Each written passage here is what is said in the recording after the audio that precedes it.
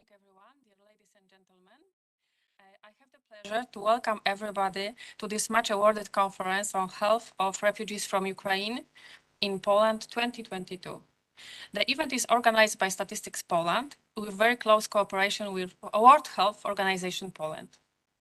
The program is shaped in a way to attract your interest. We have put a lot of energy and effort to prepare our conference, and I trust that it will be a success. I would like to welcome all the guests gathered here and those participating online. Today's conference is a hybrid event, and the broadcast is available on our YouTube channel.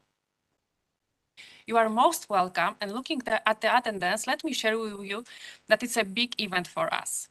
It's my privilege to welcome Dr. Paloma Cucci, a representative and head of country office, the World Health Organization Poland, and our host, Dr. Dominik Roskut, the president of Statistics Poland.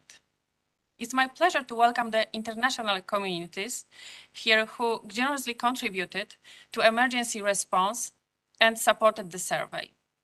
Greetings to my United Nations colleagues with whom we collaborate very closely, and it's a pleasure today have joined us today. Greetings to the distinguished audience, statistical offices of various countries, governments and in-line ministries, local governments, donors, embassies, national and international public institutions, national and international non-governmental organizations, and journalists. Dear audience gathered here, thank you for being with us today. Special thanks to our Ukrainian colleagues representing the State Statistics Service of Ukraine. Thank you very much for your attendance. But before we start the session, please let me inform you about the key issues to be discussed. The escalation of the war in Ukraine, which began on the 24th of February 2022, has led a humanitarian and refugee crisis on a massive scale in our region. Since the disgraceful day, Poland has been a country hosting more than 8 million refugees from Ukraine. They have entered Poland across the Polish-Ukrainian border to seek an asylum. Regional Statistical Office in Rzeszów in Lublin, in cooperation with the World Health Organization, conducted a survey concerning refugees. The results of details of the study will be presented at today's conference. The results are also presented in the leaflets and the report. Dear ladies and gentlemen, and now on behalf of Statistics Poland, together with World Health Organization, I have the privilege to invite the beginning of the conference. Now I would like to invite Mr. Dominik Roskut, President of Statistics Poland, to commence the conference with his opening remarks. Please, the floor is yours.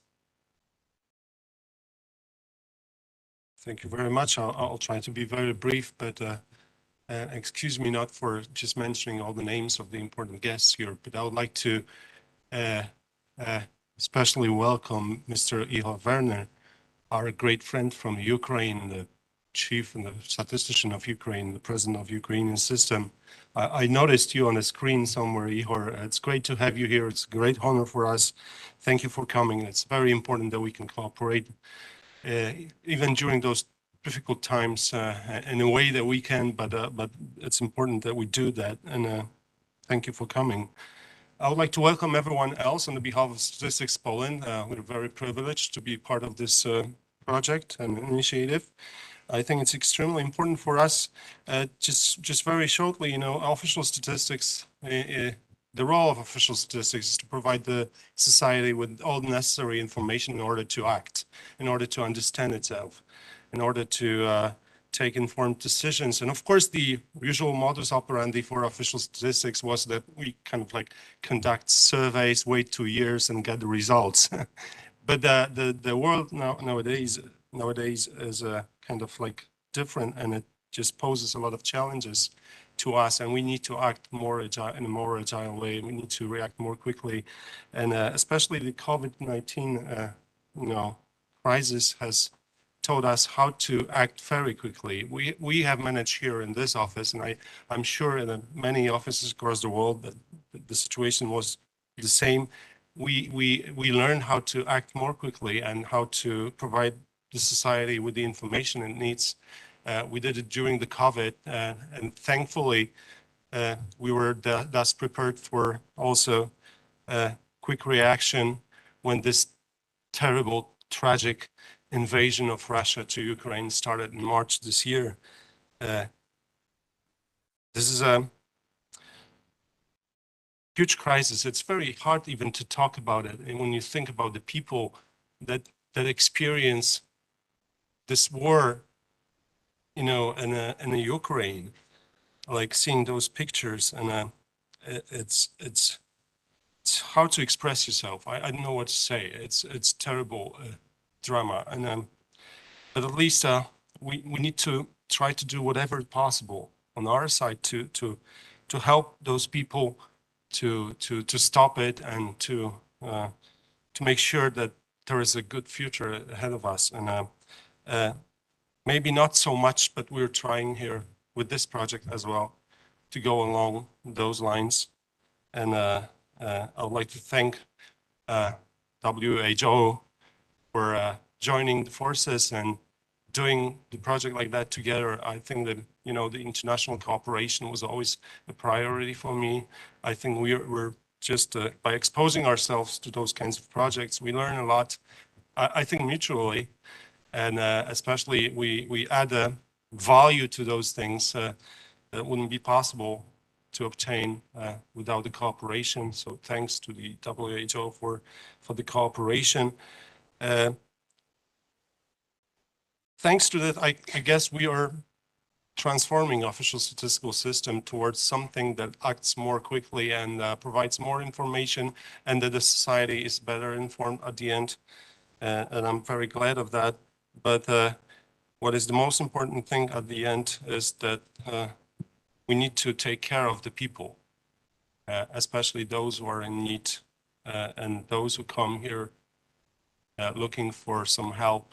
And thanks to this project, I guess we know a little bit more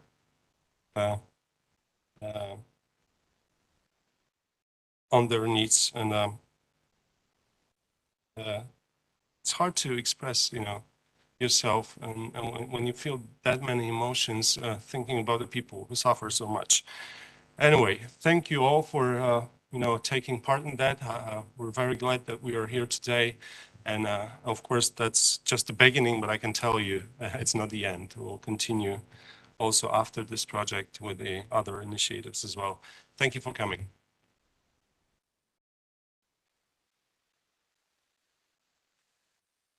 For your speech, and now I would like to invite Ms. Paloma Cucci. Floor is yours. Thank you. Good morning. On behalf of World Health Organization, I want to welcome all of you and thank you for being here. In spite of the snow, although beautiful, but it's always a hassle. And well, first I want to thank and praise the cooperation with Polish statistics. When, like Dominic said, when we arrived here, when the war started on the 24th of February, there was all the commotion, and Poland's solidarity and Poland's effort to help our brothers and sisters from Ukraine was really tremendous. But also, in order to respond, in order to respond properly and in order to take the necessary actions, you need data. So this survey and the survey findings really will help and are helping to take the necessary decisions and the necessary step for actions in a way that really support the population that is here. Also, the survey is putting a face and is putting is giving us the insight of what people are going through. It's not just numbers, but the numbers are helping us to do all the talking, and they are doing the talking and understanding, you know, what is behind, what kind of support people need, mental health, education, childcare, and many aspects that we will see today. In addition to the Statistics Poland and to the to all the, I want to thank also all the people that have been crucial in order to prepare this survey, because it takes many people. It takes the refugees that have participated. They are crucial, obviously, for the survey. It takes the people that have done the analysis. It will take all of you to help to disseminate the results and to help that they are really used. Information has always been and needs to be for action, and the support from the international community that made possible that this survey got here. We have a very interesting panel that we talk about the results, and then I hope a very interesting discussion, but really a pleasure to be here. Like Dominic says, it's not the end, it's the beginning of this cooperation with Police Statistics and with all of you. So without ado, I give the floor back and looking forward to hear from the presentation. Thank you.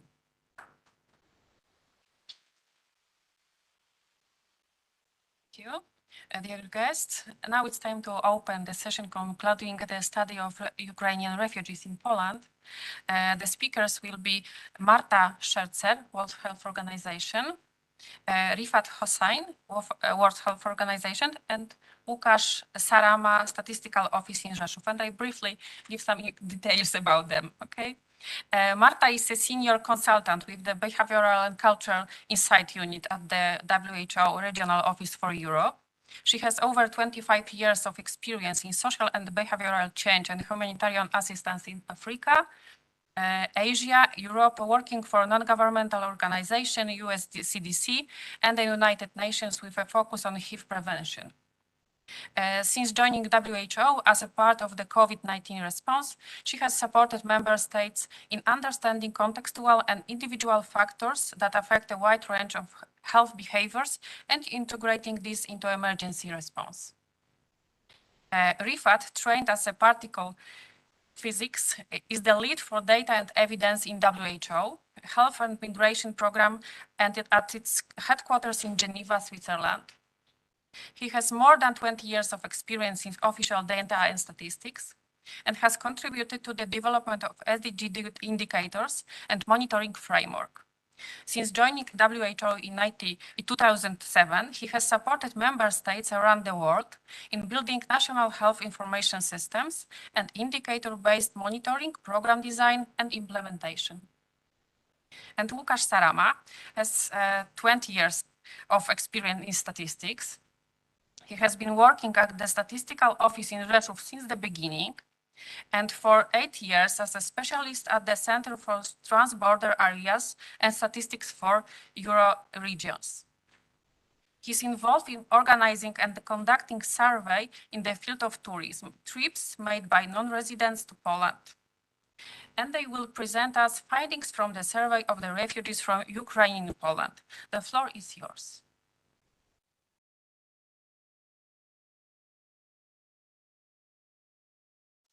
Thank you very much. Good morning, good afternoon, and good evening. I don't know who is connected from where, so you may very well be connected from somewhere where it's evening.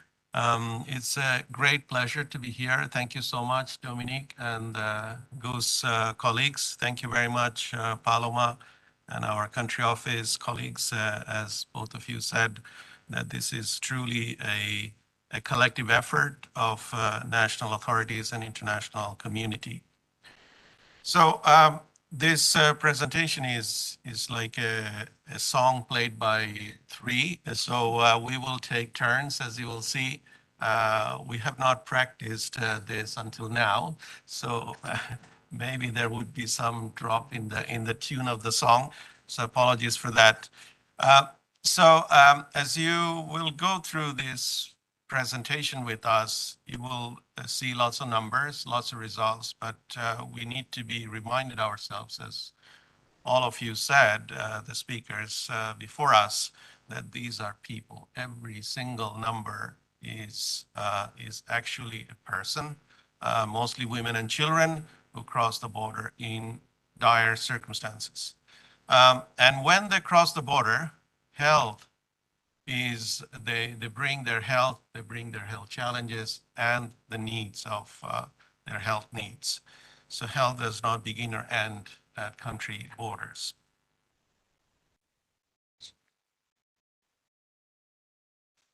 So as you heard, that 8 million border crossings took place since the invasion started on 24th of February, and 5 million border crossings back to Ukraine. Many people actually went back. 7.8 million refugees recorded across Europe till today. 1.5 million are settled in Poland under the EU special directives, the temporary protection, and 6.5 million are actually internally displaced, and the number can be growing because of the atrocities continue. And at no time, more people have been on the move, as you will see. Actually, very unfortunately, with the invasion of Ukraine, for the first time ever, the global number of forcibly displaced population exceeded 100 million. It was declared by UNHCR in May 2022.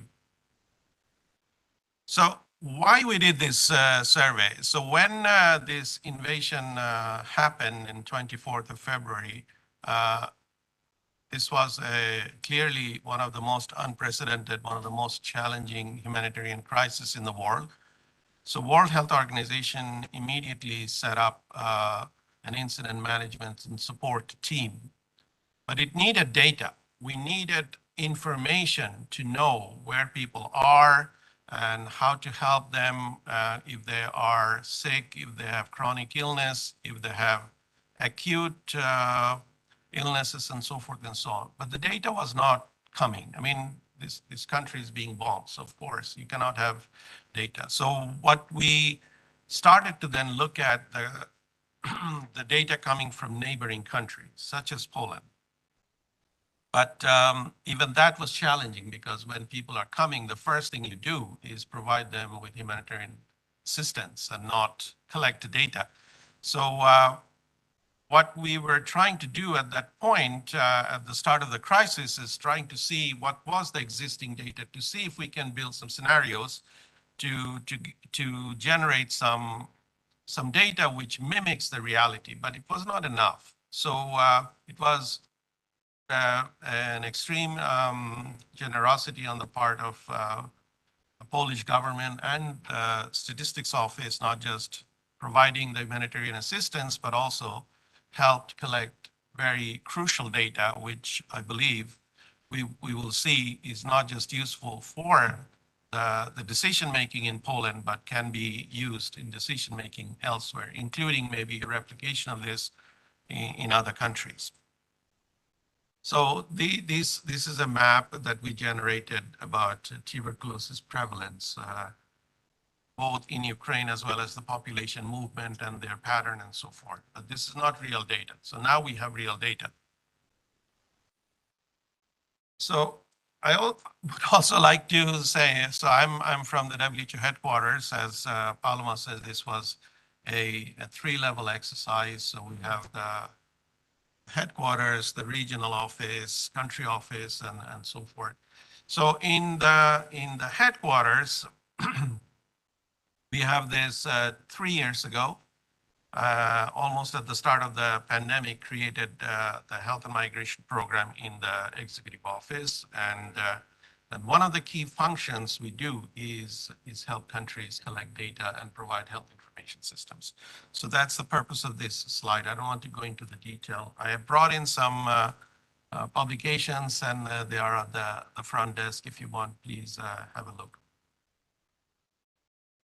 So I now hand it back to Łukasz. Thank you so much, Rifat. Let me say, everyone, it's a real pleasure, of course, to be here.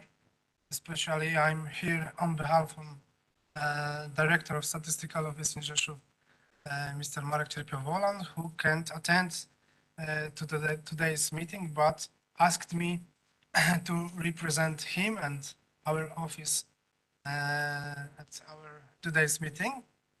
I would like to say about organization of the survey.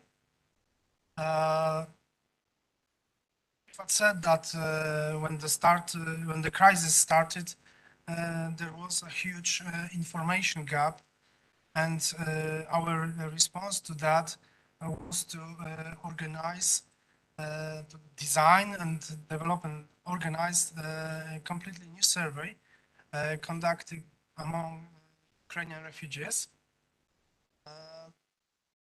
And it was two steps of the survey. Pilot survey, of course, as you probably know, that sample surveys require pilot survey in order to develop methodology, to check sample design and so on. And this is the reason why our joint survey was proceeded by a pilot survey, which lasted 2 months. Now I would like to say a few words about methodology. I don't want to make a very long speech on that, because I think that maybe it's not very interesting for everyone. You can find these things in our report. But let me mention about sample selection that is based off two-stage random sampling with stratification according to border crossing in the first stage. In the first stage, locations are drawn by simple random sampling, while in the second stage, people residing in these locations are drawn by systematic sampling. And I would like to mention about data sources that we used to improve our estimation. First, of course, was our list of survey locations, inventoried on an ongoing basis, so that we have to meet the representativeness standards. Second was data from the border guard concerning border traffic, and data about number of evacuated persons. And the last one was data from PESEL register, Common Electronic System of Population Register, that we can use it to our estimation. Here you can see the locations where we conduct this survey. There are two maps. On the left side, there was a map of reception points where the survey were conducted in our pilot survey. And the right map shows all localizations or locations where we conduct full survey. Why it's so important? Because we have to change approach during our work. While we conducting this survey, it became necessary to change approach in terms of survey locations.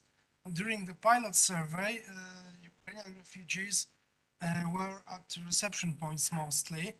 I don't know if you remember, but they were places located near our border where refugees could stay for 2 or 3 days and could receive help and so on. But after 2 months, when we started conducting our full survey, this reception points was closed, and we have to identify the new places where we can meet respondents, where we can meet people from, and where we can conduct this survey.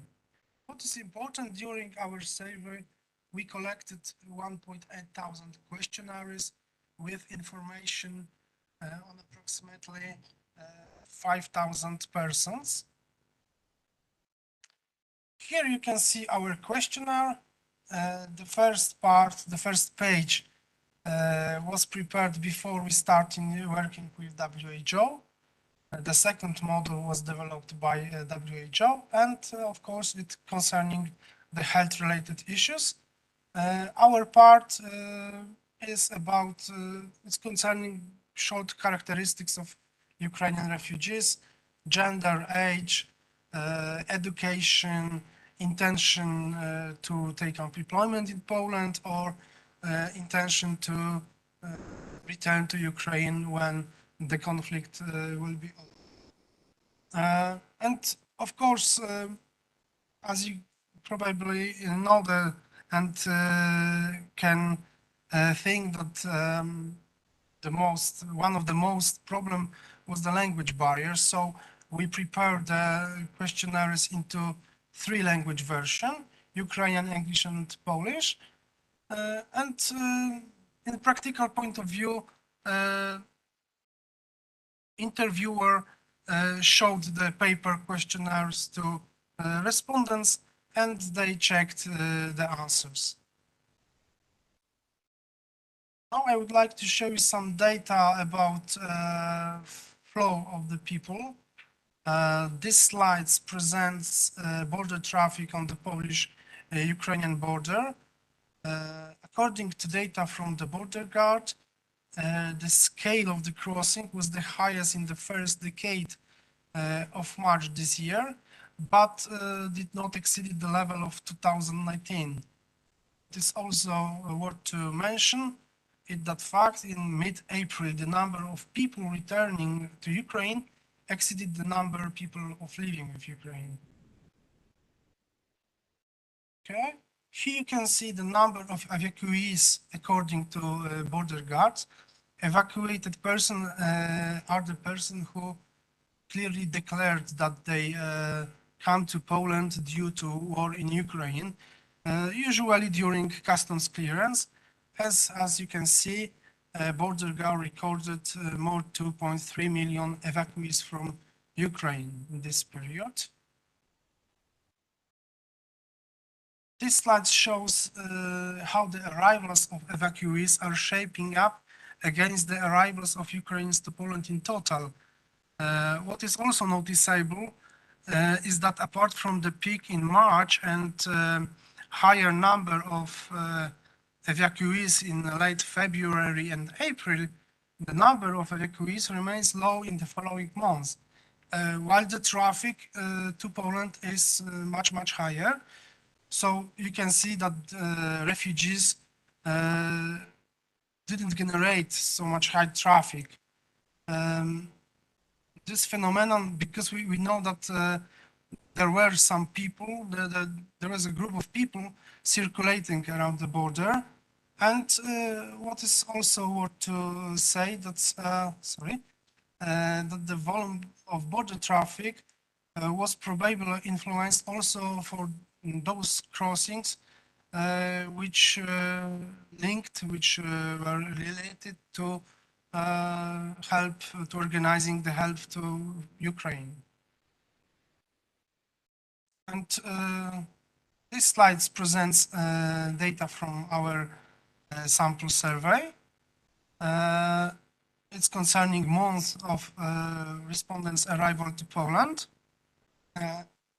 In our questionnaires, we have field place where respondents could enter the date of their crossings border. So that was the source of our data. And what is important is that our data shaping very similarly to those data obtained from border guard. What is also worth to nothing is that fact that despite the fact that we conduct this survey from the full survey from June to August, we met mostly refugees who crossing the border in the initial phase of the conflict. Here we have a comparison between the sample survey results and data obtained from PESEL register. What is noticeable is the fact that slightly higher share of men aged 18-34 may reflect the gray zone, refugees who illegally crossing the border, avoiding military service. Maybe the reason, but it's also very similar. Here you can see the map of Ukraine, and just let me mention that our survey covered all regions of Ukraine. I mean, we interviewed persons from every single region, oblast from Ukraine. Most refugees had a long way to go to Poland. More than 70% of refugees residing in Poland live more than 500 kilometers from the nearest border crossings. This slide shows information about planned country of residence of Ukrainian refugees in Poland. And as you can see, only less than 5% of respondents intended to go to another country. What may be interesting is the fact that this situation was different for the pilot survey. There, almost half of respondents declared their intention to go to another country than Poland. And the crucial factor here was probably the time where the survey was conducted. In the full survey, we just met people who already stayed in Poland for 2 or 3 months. Here you can see where the refugees wanted to stay in Poland. Most of them choose the answer other accommodation. Just also noticeable is the fact that many respondents didn't specify what type of accommodation they had in mind when they choose other accommodation. And what is important from an economic point of view, the majority of refugees declared their intention to work in Poland. A very similar percentage of Ukrainians declared an intention to return to Ukraine after the end of military operations. Sorry, so we can see the finding concerning health. From the pie chart, there is an answer about need for healthcare. Most of respondents checked that they didn't need healthcare. Also, there are information about types of healthcare that they needed and types of healthcare needed in case of chronic illnesses.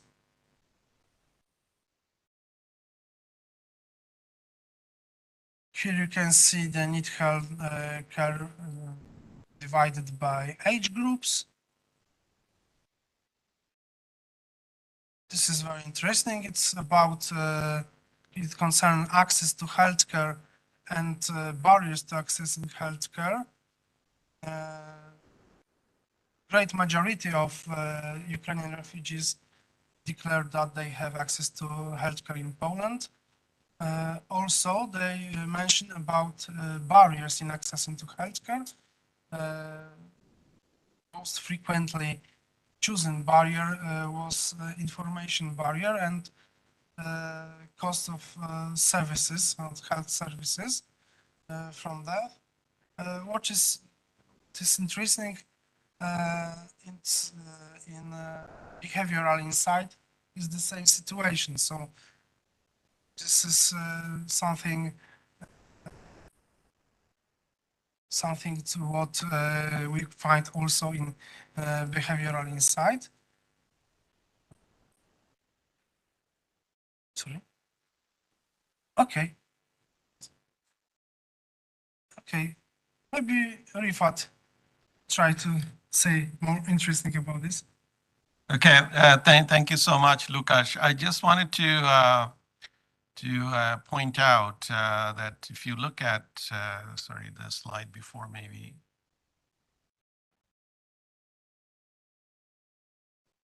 The barriers of healthcare, you see that information. So the reason I wanted to highlight some of these things, I will show in some other slides that how the findings of this survey is so similar to refugees around the world. So this is a confirmation of many of these things, the findings around the world. So barriers to healthcare, the 50% of the people surveyed actually said information. So they just don't know where to get the information, where to get the healthcare services. So, and that can be because of the language, that can be because of the culture, that can be because of a variety of things. And this is also the people who are living in a very high distressed situation. But then there is also other things that like cost of services is another very, very high percentage. In fact, between the information barrier as well as plus the cost, it basically makes most of the people that are feeling a barrier to healthcare services.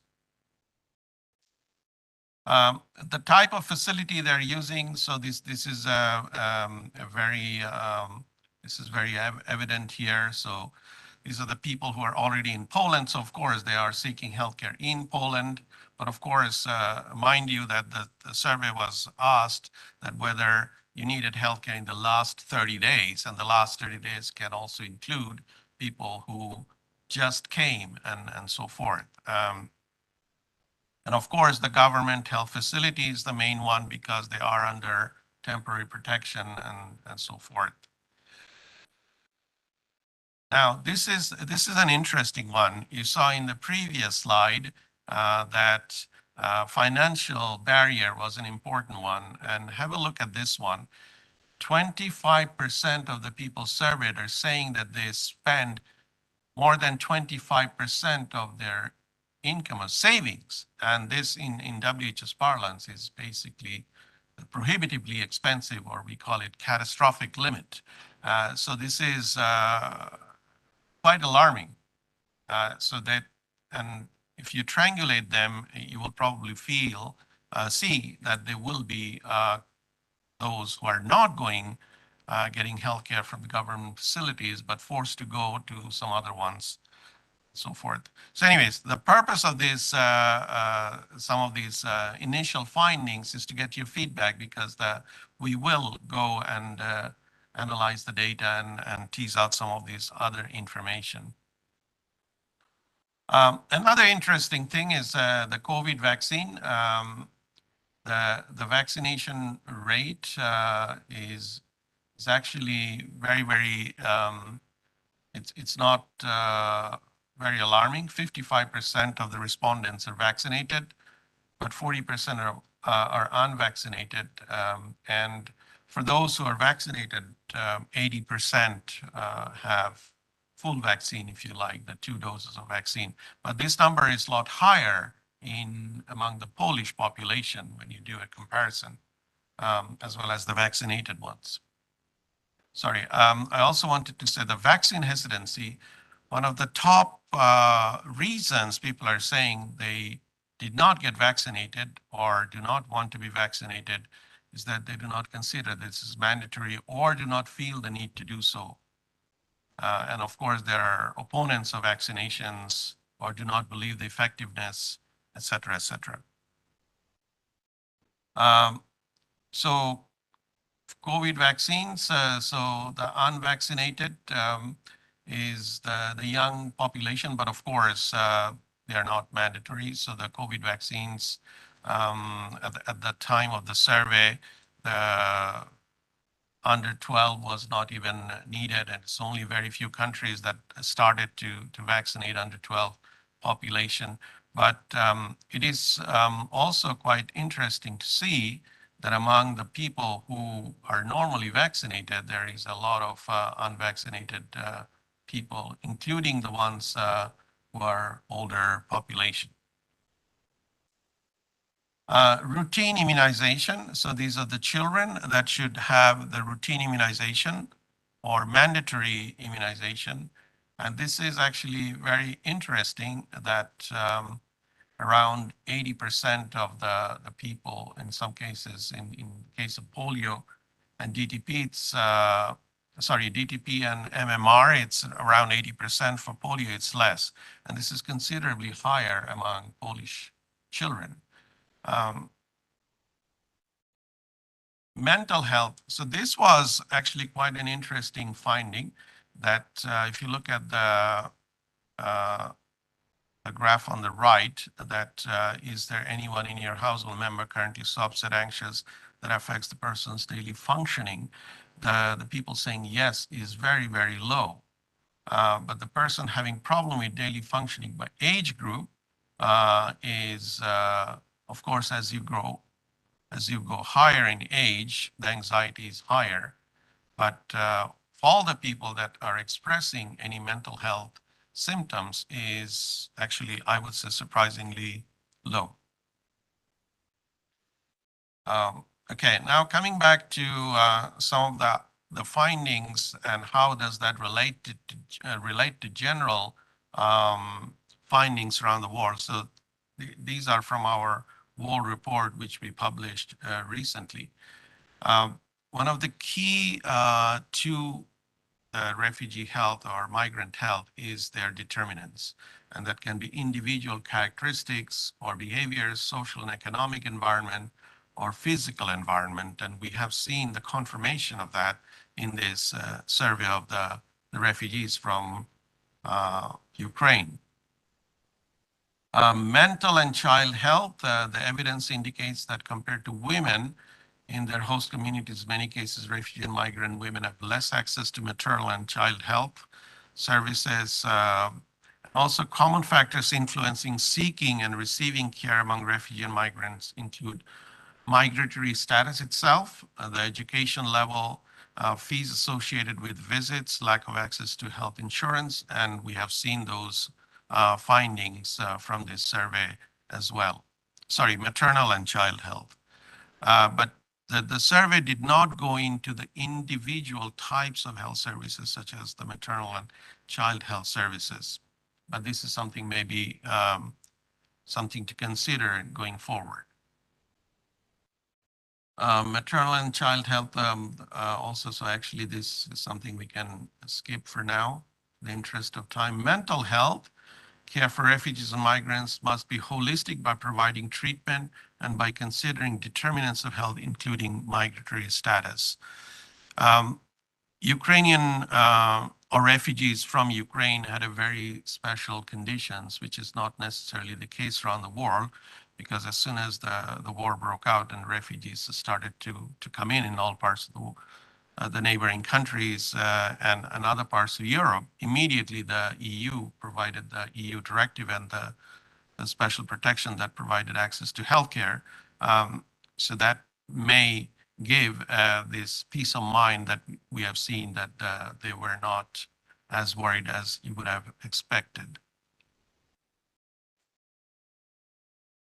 I think we can skip this one and back to Martha. Moving on to the next part of the song here. Thank you, Rifat. Thanks. So I would like to now share some of the detailed findings from the qualitative component of the study that we conducted.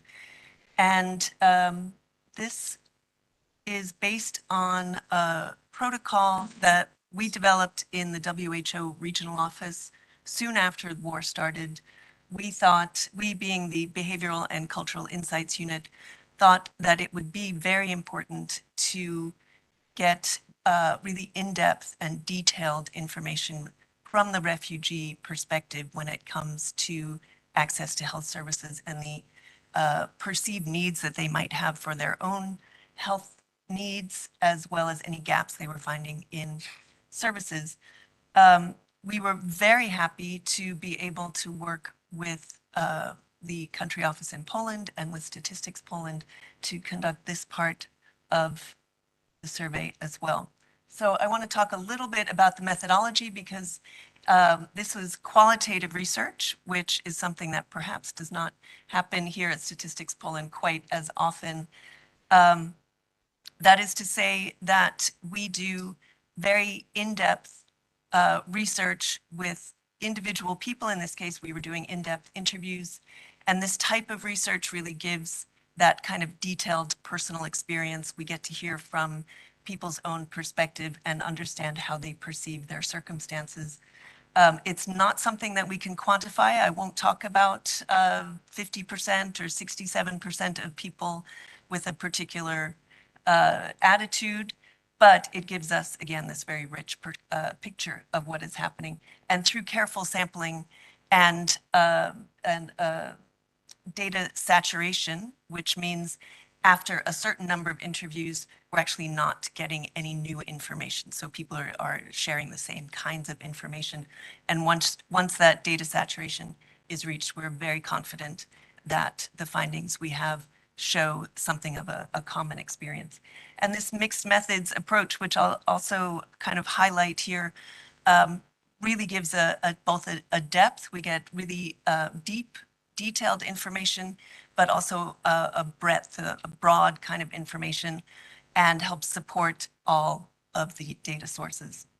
So this study in particular, I mentioned it's in-depth interviews. They lasted about 45 minutes to an hour. And these were conducted online by researchers who are Ukrainian themselves, actually in Ukraine.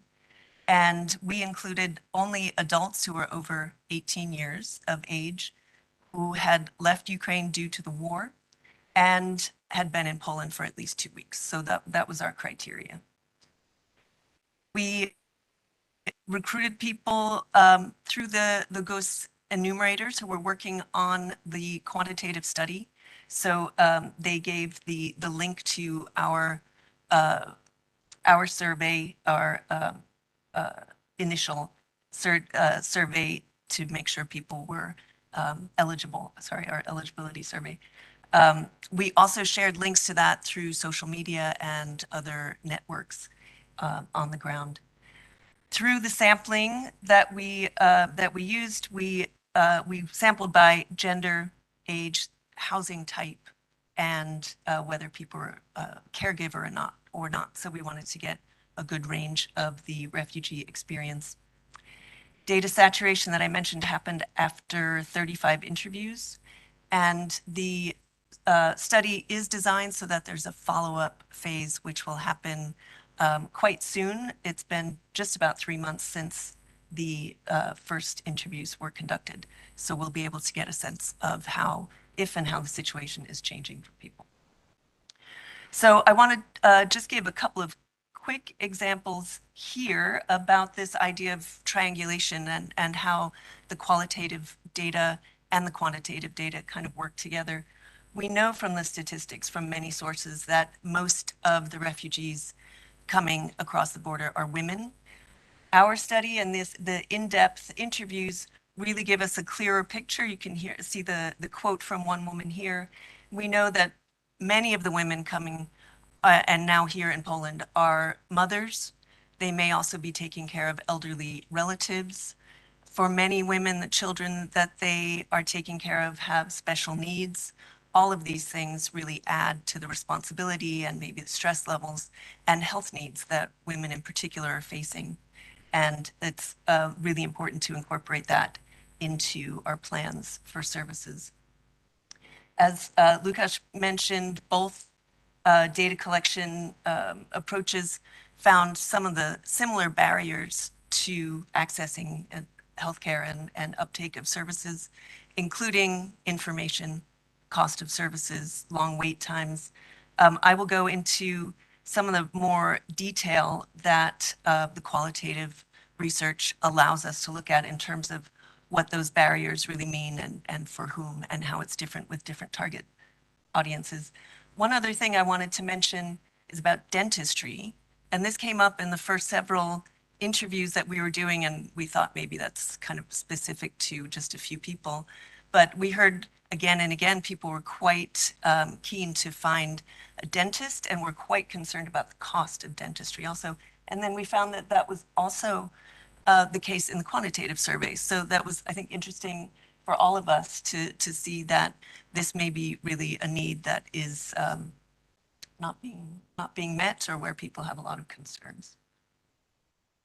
So I will now go into really just a few highlights and sort of thematic areas that I want to share with you. You have a copy of the draft report for the meeting. There are also 2 brochures. I don't know if you saw them out on the table when you registered, but we have a brochure of the quantitative survey and also the qualitative, so you can find some of the details and overview of the study there. So I've just sort of pulled out a few things I wanted to share. First, in terms of quality of services in our study and really talking to people, overall, it seems once people access services here in Poland, they're very happy really with the quality of care that they get and a sense of caring that they find from health workers. Again, you can, I won't read the quotes here, you can read along with those. So just to really highlight that the refugees are really praising their experience, particularly of emergency care and tertiary care. And so it's important, I think, for everyone to recognize and acknowledge that, including for that health workers also should be aware of this. In terms of access to health services, people definitely, as in the quantitative survey, people pointed out long wait times as a major issue. But they also said, you know, we recognize that Polish people are going through this also. We know that it's not only something we're facing, but still it's a challenge. Language certainly is a challenge for many, and I'll come back to that in another slide as well. Another thing I just wanted to point out is that refugees mentioned that they're actually afraid to call an ambulance, that they don't really understand necessarily when is the right time, when is it appropriate to call an ambulance in an emergency kind of situation. They understand that if you call for an ambulance in the wrong circumstances, you could be heavily fined, and yet they don't quite understand what the correct circumstances are. So that is an issue that may be worth addressing in some way as well. Maybe just a quick note also that people do say they trust Ukrainian doctors still quite a lot, of course, and doctors that they know from home, or perhaps other refugees who are here who are doctors. And some people do make the trip back home for certain services, or stay in contact by phone or email or social media with their doctors at home. Certainly some subgroups, in particular older people, people with chronic illnesses, are struggling a bit more to access services that they need. So I would like to spend a little bit of time here on a topic of health literacy. When we talk about people needing information to access services, it's really, we prefer to think of it in terms of health literacy, which really is about not just having information, being able to find the information you need, but also being able to understand the information when you find it, and really being able to act on that information. So the idea of that, the whole package of health literacy, and not only providing information. Most people say they do want more information. We also have learned that over the time that they've been here, people have said at the beginning we needed this we had an acute need of just understanding how to access any kind of service, how to make an appointment. Over time, people have learned this, and now they have kind of more specific questions and needs for more specific kinds of information. Again, about specialized care, maybe about the referral systems, prevention services. People also asked about vaccination, which I'll come back to in another slide. Certainly people who are older, those who have health problems, people with younger kids, and people who don't speak Polish or English have a more particular need. They want more information in Ukrainian. But then it's really important to note that many respondents also said leaflets are everywhere. They're ubiquitous. You can find leaflets. Also, people said we visited some of the official websites.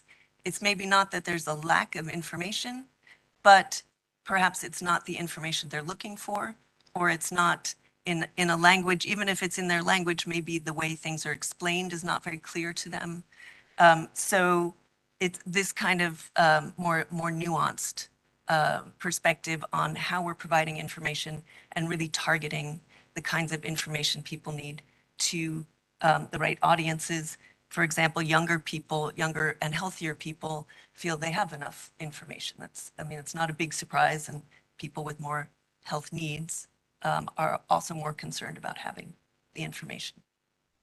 So we really want to tailor the health communications to different target groups, whether that's older people and perhaps different channels of communication. Younger people might want the social media, older people might be a little bit less likely to use that.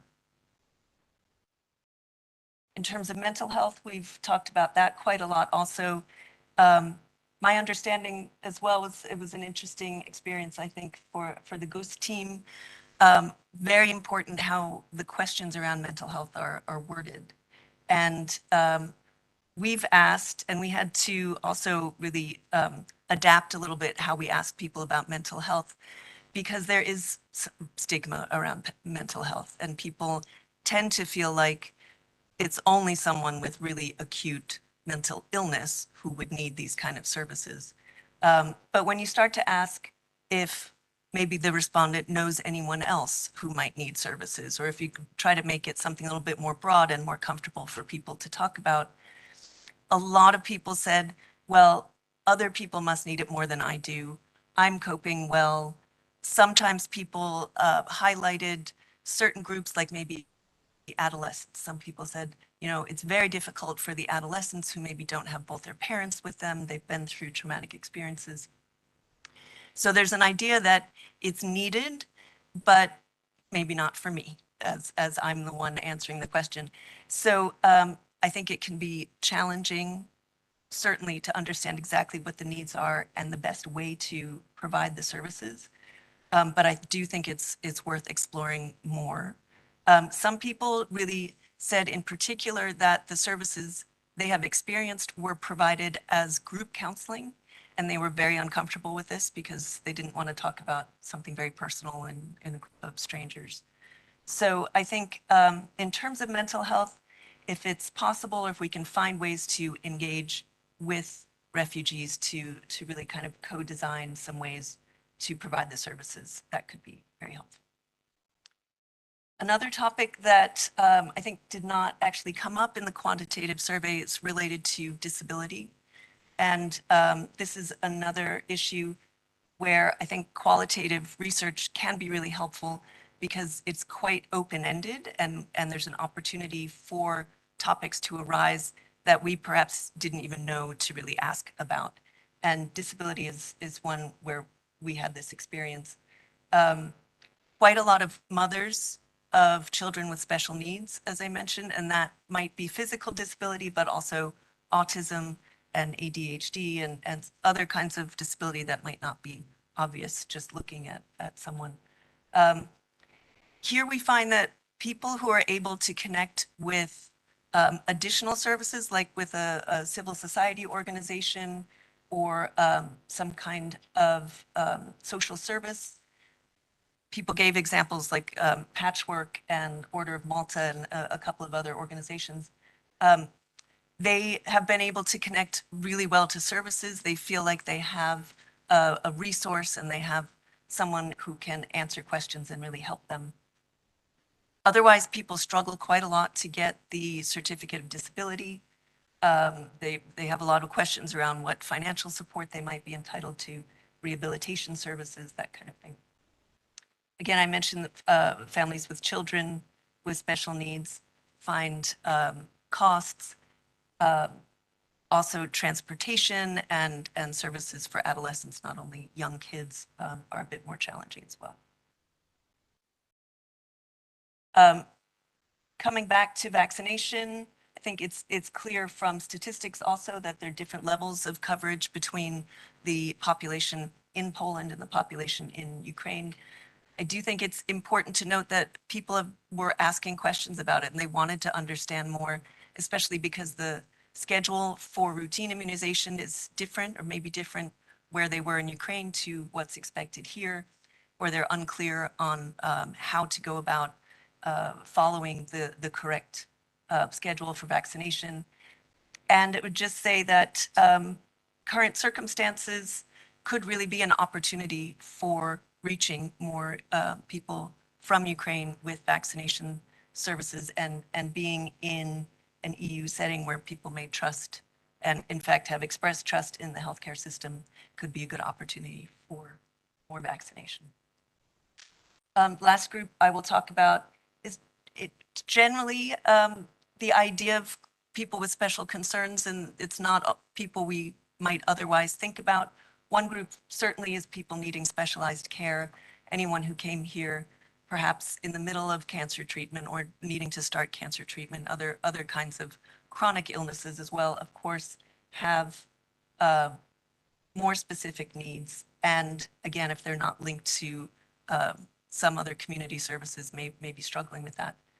But there's also older people who are otherwise healthy, but may only speak their own language, whatever that may be, maybe are not as comfortable with digital technology. They may just need some extra support and extra services.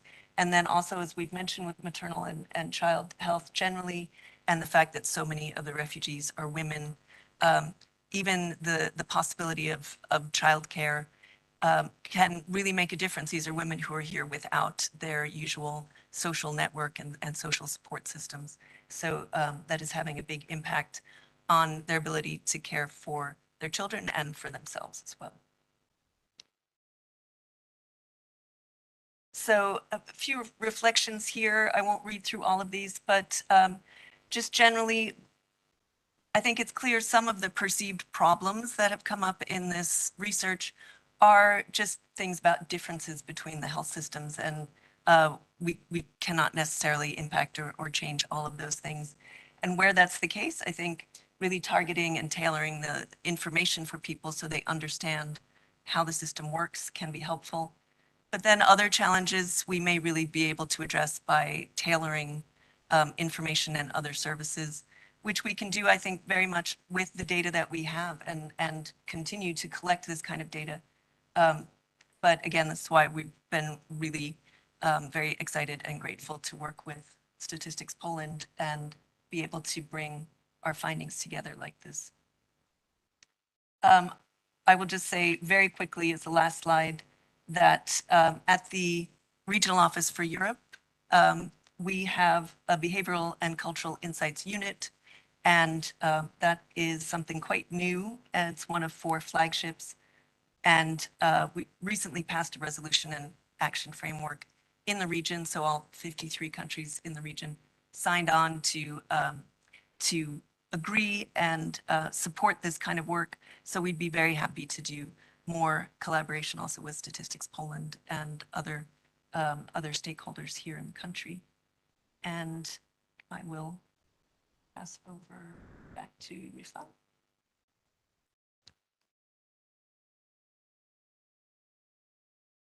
Thanks a lot, Martha. So I believe this is the last part of the song. So the way forward, so these are some of the thoughts. As I think Martha's one of the last words is that when we build a response or when we build health systems, especially that can accommodate migrants and refugees, has to be very sensitive to their needs and so forth. And time and again, all the findings, all the surveys are telling us that the health systems need to be accommodating their needs and therefore sensitive to the needs and their asks. The views of refugees and migrants, not only as patients, but as providers, decision makers, and facilitators. You mentioned about they are part of the decision-making process, which of course is difficult when they are in an acute emergency situation, when they are just coming as refugees, but as they integrate, as things move forward, when the situation becomes protracted, unfortunately that will not be the case here, but their participation becomes important. Otherwise, they may feel excluded. they are able to contribute to the health system strengthening, which also benefits host population and integral to achieving universal health coverage through effective, safe, and personalized health interventions with minimum waste of resources. I don't want to go through this diagram. This is just a diagrammatic presentation of the sensitive health systems. So the way forward, and this is both confirmed by the findings of this survey, but as well as similar efforts elsewhere, that we need to enhance the health system, the healthcare system preparedness, because an emergency like that, just like all emergencies, can happen unannounced. Adopt innovation in service design and delivery. Dominique, you talked about innovation. We also can talk about innovation in data systems, preparing the world and the official statistics for the 21st century. Foster civil society engagement and coordination. There is a lot of care given by not just government people, but government in cooperation with NGOs and so forth. Develop a strategy that ensure continuation of care, treatment, and vaccination when people are coming in such kind of emergencies. One of the things, I mean, you saw in some of the health findings slide that they needed just simply the care for their chronic illnesses. Someone has a heart disease, they need treatment. They ran out of medication, they eventually will run out. Improve culturally sensitive outreach and health communication, establish and implement rigorous health screening assessment throughout migration phases, collect better data on health status and health needs. And I believe that Gus has done a wonderful job, and we'll talk tomorrow about what we can take it forward. And next steps, maybe other countries can actually take the model and do it. Offer tailored and holistic services sensitive to health needs, such as disability. You talked about it, Martha. And the survey methodology can be replicated in other settings and adopted in intake assessments. A collective approach to addressing health needs of refugees and migrants is key. So I don't want to go into the details. The main point is a collective effort. This is a collective effort of the health and the statistics. And of course, in further discussions in the various panels, we will also hear views of the national health systems and so forth. Tools on, I just want to talk about that we also have tools that we have developed in our program, and refugee and migrant health country assessment tool. And I believe that our country office is in discussions with the Ministry of Health to see how to actually use that tool in Polish context, refugee and migrant health. We also developed a competency standards for healthcare workers, providing healthcare services to refugees and migrants, guidance, video, and training materials. So when we have realized that it is very, very important that the healthcare workers get trained when we are talking about delivering the migrant-sensitive healthcare, you need to be aware of these sensitivities and therefore to be trained about that. I believe that's about it. And then there is the country assessment tool. These are the various parts of the tool. I don't want to go into the details. So once again, thank you all very much on behalf of the whole team. And there are many people behind this exercise. Not everybody's name is here, so I take this opportunity to thank the entire GOES team, WHO, the 3 levels, and happy to answer any questions by all of us. Thank you.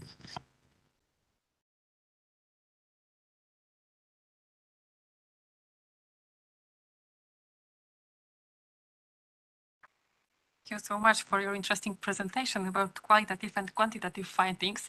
I think that we have a lot of more time for a break, and I would like to invite you for a break. I know questions right now. Okay. Let me know. Yeah. On chat, yeah, we have a question and we answer on it, but of course. If there are anybody who would like to send a question, got the microphones.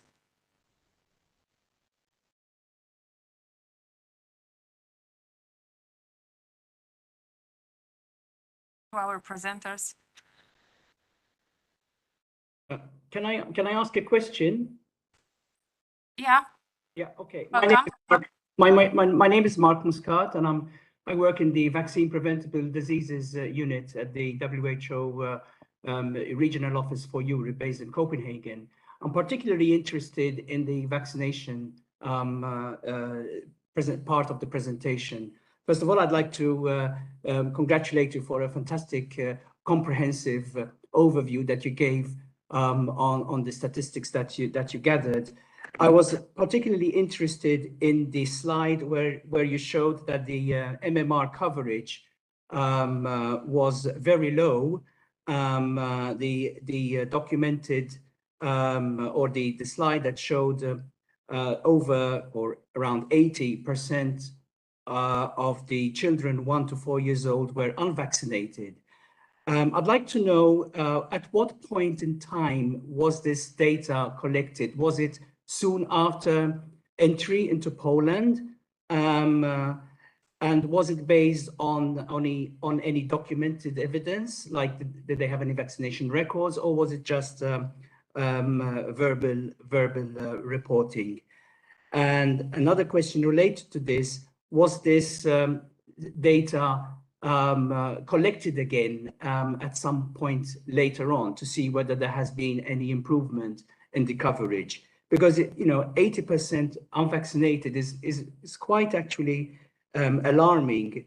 That requires a quick response to have children vaccinated, particularly against measles. Thank you very much.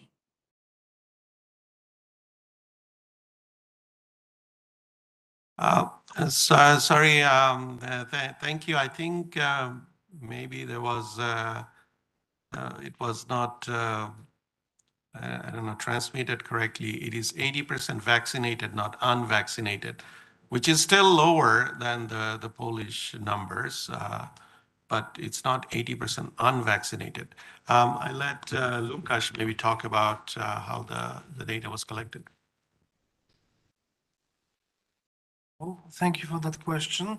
The data was collected directly from our questionnaire, where we have a question about children vaccination. Of course, there was a little, maybe no mess, but respondents have some problems with, orientation in detail, because most of them knows that their children were vaccinated, but in particular, we saw that many of them didn't answer directly or didn't answer at the whole question, but they choose that their children only were vaccinated. May I also? Yeah, of course. Yeah, with regard to, I'm not sure what you have seen from the reports and presentation when you raised the question, but this may be linked to the 80% of the children that were unvaccinated for COVID-19, which stands. So most of the children of age 0 to 15 have not been vaccinated against COVID-19. And this is also a part of our report and in one of our graphs. So that would explain that one point. And over to you, Łukasz. Oh, or do you want me, the other part of the question was whether this data was collected again and to be verified and validated. The answer is no. The short answer is no. There was a pilot of the survey and then followed by the full survey. And we plan to continue collecting data in 2023. But this survey reflects the findings from one wave of data collection, which happened between May, which was the pilot, and then June, July, August, which was the main data collection, when the main data collection happened. Over to you, Lucas.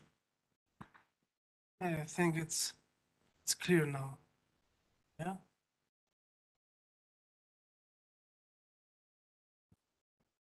Yes. By the way, this was Merkur Bashiri speaking from WHO. I was part of the team of implementation of the survey.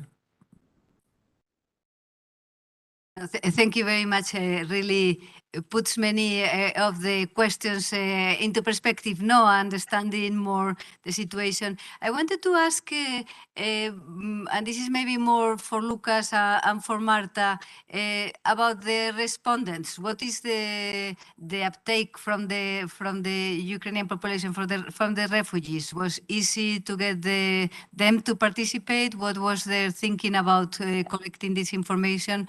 Were you able to capture this sense? Thank you. Thank you. In our survey, I can say that the most difficult thing, as I mentioned, was identify the places where the refugees were, especially, of course, in the full survey, because when we talk about pilot survey, it was quite easy to get to establish contact with the respondents, because we went to the reception points where they were, and of course, after getting agreement of organizers, we can talk with them, and they wanted to answer, generally speaking. We don't hear any complaints from our interviewers. The main problem was to meet someone who would like to answer, but if we establish the contact, Ukrainian refugees answer very easly. And of course, I mentioned about language barrier, but of course, our questionnaires prepared in Ukrainian language version was solve this problem. For us, the most difficult thing was to identify the places where the refugees were, and I can only say that thanks to our interviewers, thanks to Statistics Poland network, in every single province in Poland, we have interviewers who are dispersed on the territory of the voivodeship, and they were also a good source of information because they can give us information about the places where we can meet Ukrainian refugees, especially in the full survey. And I would say from the qualitative study perspective, working with GUS and having the enumerators from this survey let people know that they had an opportunity to also join an in-depth interview was very helpful. We also wanted to find people in a variety of settings, so those who were maybe accessing services, but those who were not, people in some kind of official housing, also trying to find those who had made their own arrangements for accommodation. So also using social media, so a lot of the channels that Ukrainian people set up to share information between them, we posted the information about our study there as well. And then through some personal networks, even from our researchers who are Ukrainian. So we were really trying to get a wide range of variety of experiences. And people were, I mean, I think at the beginning, many people were felt a little bit bombarded by requests for participating in surveys. But I think over time and also our researchers are Ukrainian people they're actually in Ukraine still, and social science researchers who've done this kind of work for many years. And our respondents were quite comfortable speaking with them. And overall, I think it was a positive experience. Thank you. Well, if I may, I have also another question. I saw that information is one of the access to have the information, where to get the services with the cost is the two main barriers. At the same time, there is this, from the qualitative, they say that information is everywhere. So that brings, I think, an interesting aspect if they are getting the information they need, no? And they need to continue. And this is maybe for you, Rifat, to understand what will be the next steps. The report that we have is still not for circulation, so this means that there are something more, and so maybe you can elaborate on when the report will be ready, and also what is the thinking about the use of the results. Thank you. Thanks a lot, Paloma. So I would just maybe allude to that we have a meeting tomorrow to discuss exactly that. I am really hoping that we should be able to publish the report very quickly in the new year. Maybe we should set a target date, end of January, something like that. I don't know. I don't want to say on behalf of Goose, ultimately. Okay, so you got the. If I may add to that, like, I mean, the version of the report, there are many questions on the WebEx also being put by many participants. The version of the report, which is the launch version, will be shared in PDF version to everybody who participated in this meeting online or on site. But it's not for further circulation. And the final version is subject to procedures in the Statistics Office, you know, technical approval, and also on the WHO side. Marta, over to you.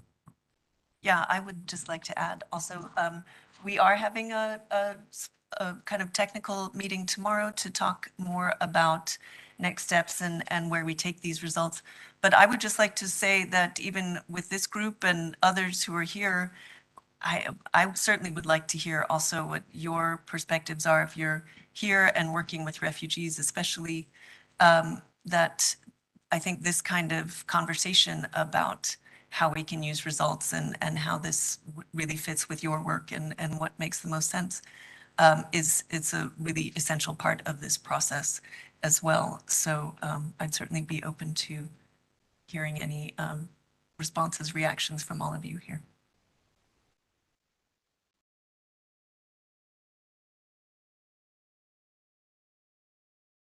I have one question more on WebEx.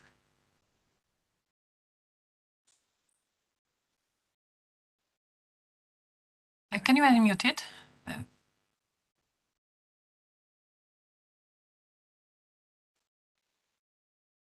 You mentioned that the majority of refugees are women.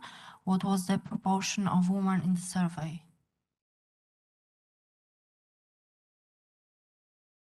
I remember more than 70% of our respondents were women. Totals, check exact number. Okay, thanks. 70%. Okay, it's checked. Someone would like to ask a question? We have microphones. Not now. Maybe there is one more question. How do you, thank you for the insightful presentation and time survey. How do you see this study survey being replicated in other settings with refugee migrants arrival into host countries? What advice, lessons can you share for the organization and implementation?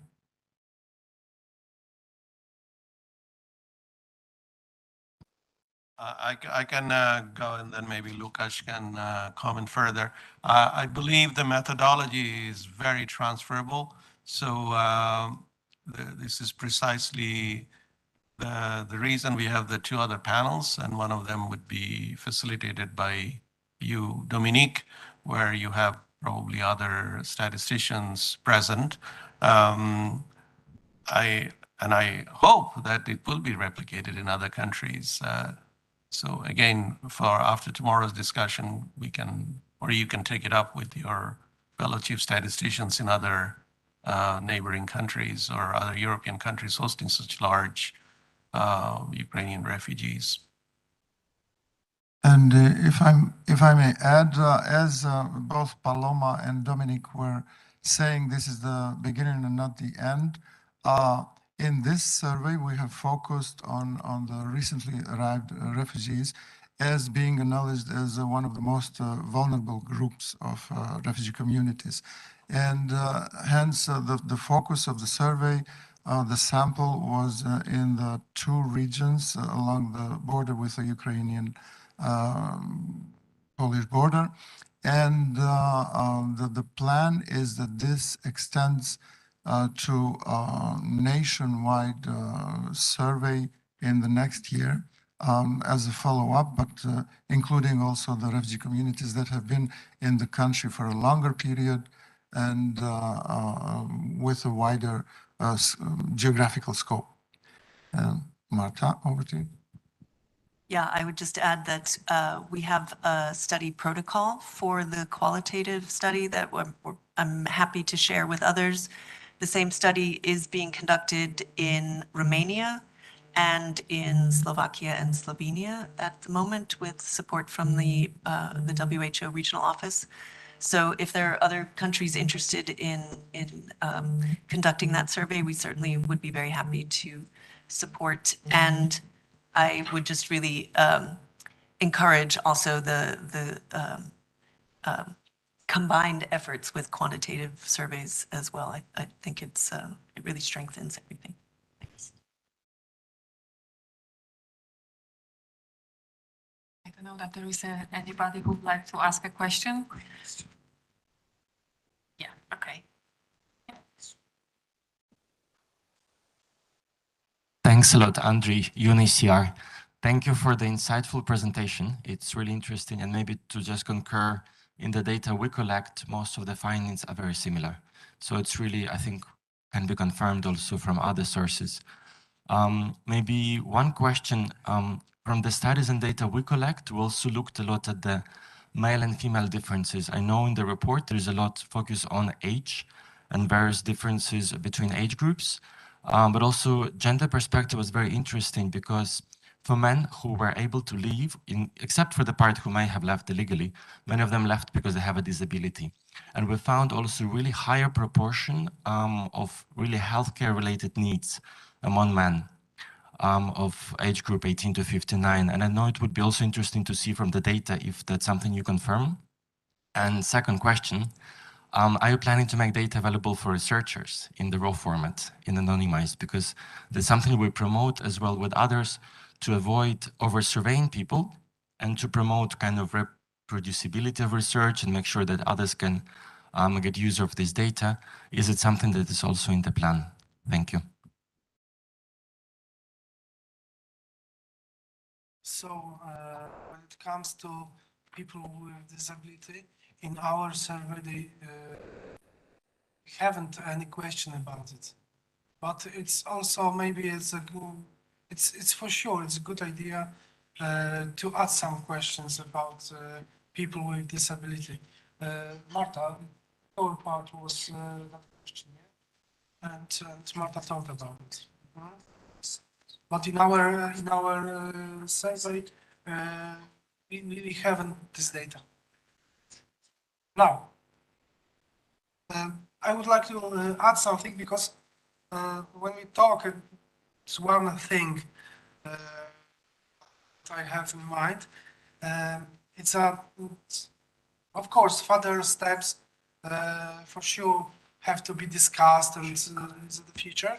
But I would like also underline that it was sort of, from my perspective, from our perspective, it was kind of quick response survey because we managed that we succeed to organize, to test and methodology and to conduct such survey in quite, we have not enough time because the situation was changing all the time, and even during our survey we have to change approach completely. So I think that is quite successful, and of course all improvements shall be noted and discussed because of course it's worth to help people in this way. Thank you.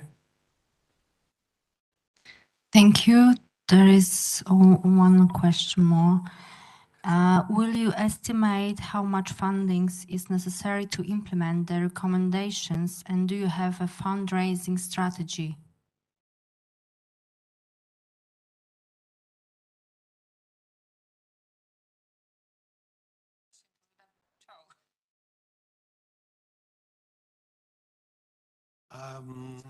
I don't know the answer to the question. Current survey certainly doesn't allow for that, but maybe this is something we can discuss tomorrow.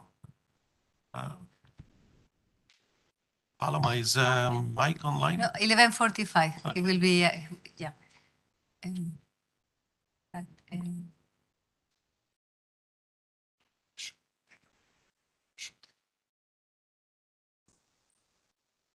Just briefly referring to this last issue, of course, we were very much willing to continue cooperation.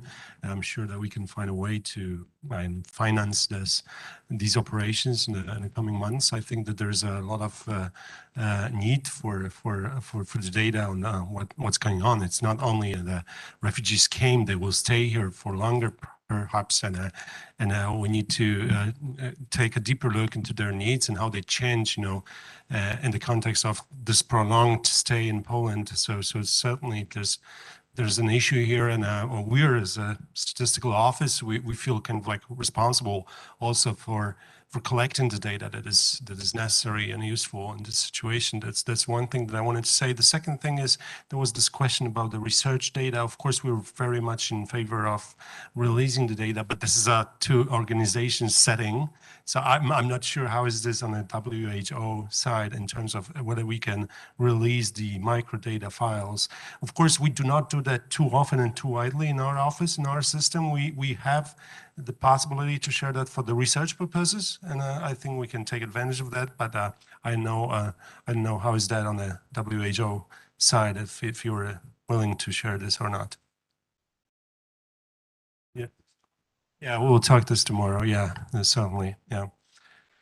Anyway, so but another thing that I wanted to, if I have a microphone, I'm sorry, this is a coffee break. So, but I like to speak a lot. But I would like you to know that this is not the only thing and the only initiative that we have undertaking in the context of the war. So this is just a quick reaction that we were capable of doing because we have a lot of experience on doing a similar research. Like we do this like huge research, which is also managed by the office in Rzeszów in terms of spending of the foreigners crossing the borders from outside of the European Union. So that's why we were able to kind of like react very quickly. But of course, we have added a lot of other modules, special modules related to the war of the Ukraine into our other surveys. And I can guarantee to you that in coming months, when the year stops, we finalize our surveying for the annual, surveys, and then there will be more and more data coming up from all the other surveys that we have within our system in relation to the war in the Ukraine, exactly as we did in case of the COVID. I think that the level of extent of what we covered in our surveys in terms of the COVID is unprecedented in the world, I would say. So there's a lot of material, tangible evidence in terms of how the COVID affected our economy and society in many respects and areas. And the same is going to be offered in terms of the war on the Ukraine. So it's not only this very important initiative, but I find I'm very satisfied that we managed to do that, especially this qualitative part. I mean, we're quantitative guys, so we know everything about it, but this is fascinating because we haven't done that yet. So that was very, fruitful, I guess. Thank you.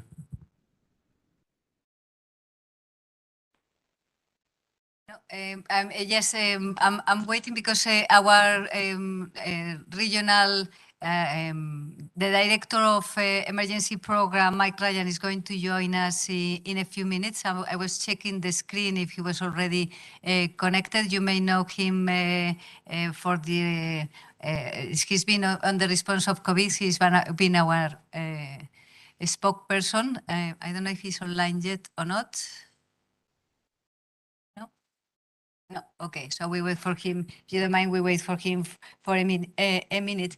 One thing that I was wondering, do you see any resemblance of the story of that the refugees are telling us with the host community, no? Because we know that it's very important that the refugees have needs, but also the host communities after hosting. I think Poland has been extremely generous. They have put together, I think, the fact that Poland has provided the temporary stay that is from the first day, Ukraine population can look into job, access to healthcare and education. But it also has a toll, no, on the community.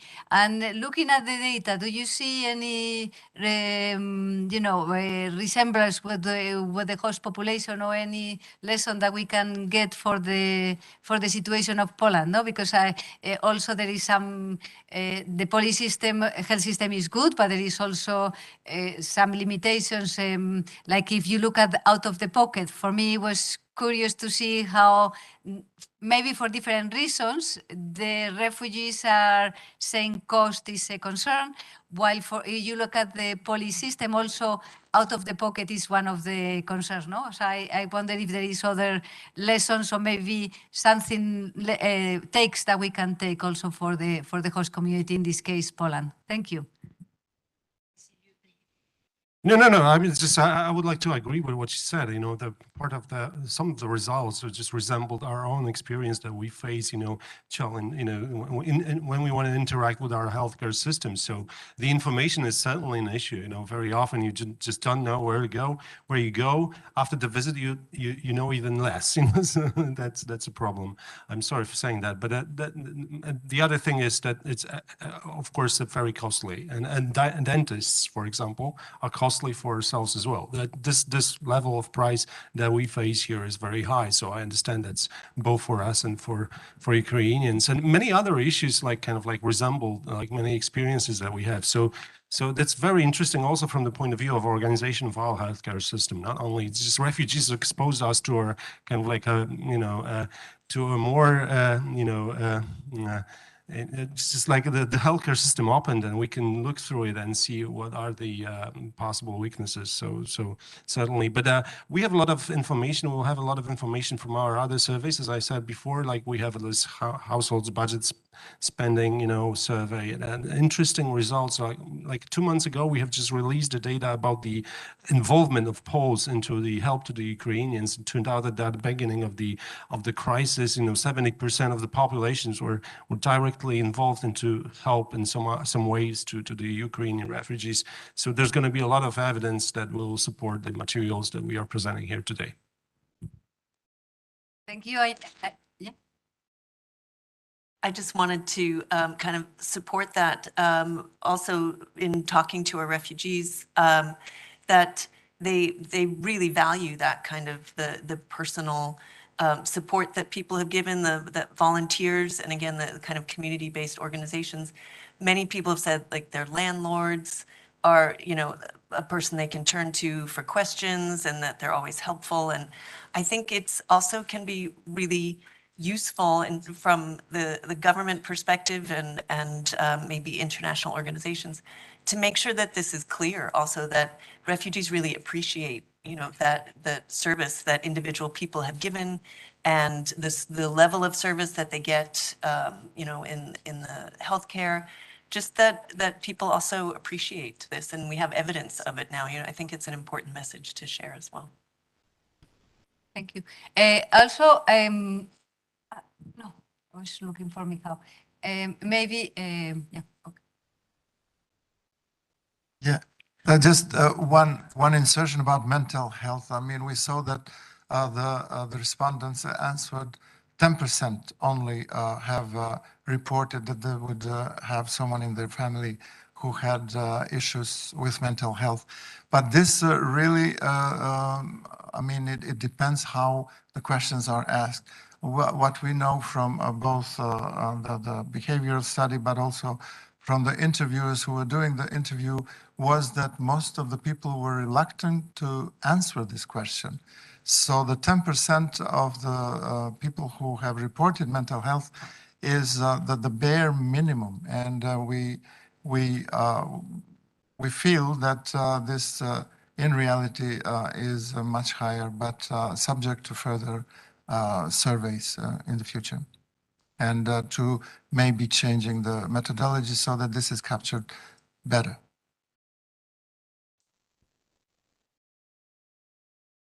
I know that it was our coffee break, but maybe we have a 5 minutes break for our reorganization here. Is it okay? 5 minutes? 5. We should have. We should have like 15 minutes to coffee or to stay here. For me, I can, 50 minutes? it's a little bit up to We you. have to, you know, tell our, Yeah, we send them the information. 15 minutes. Yeah, that we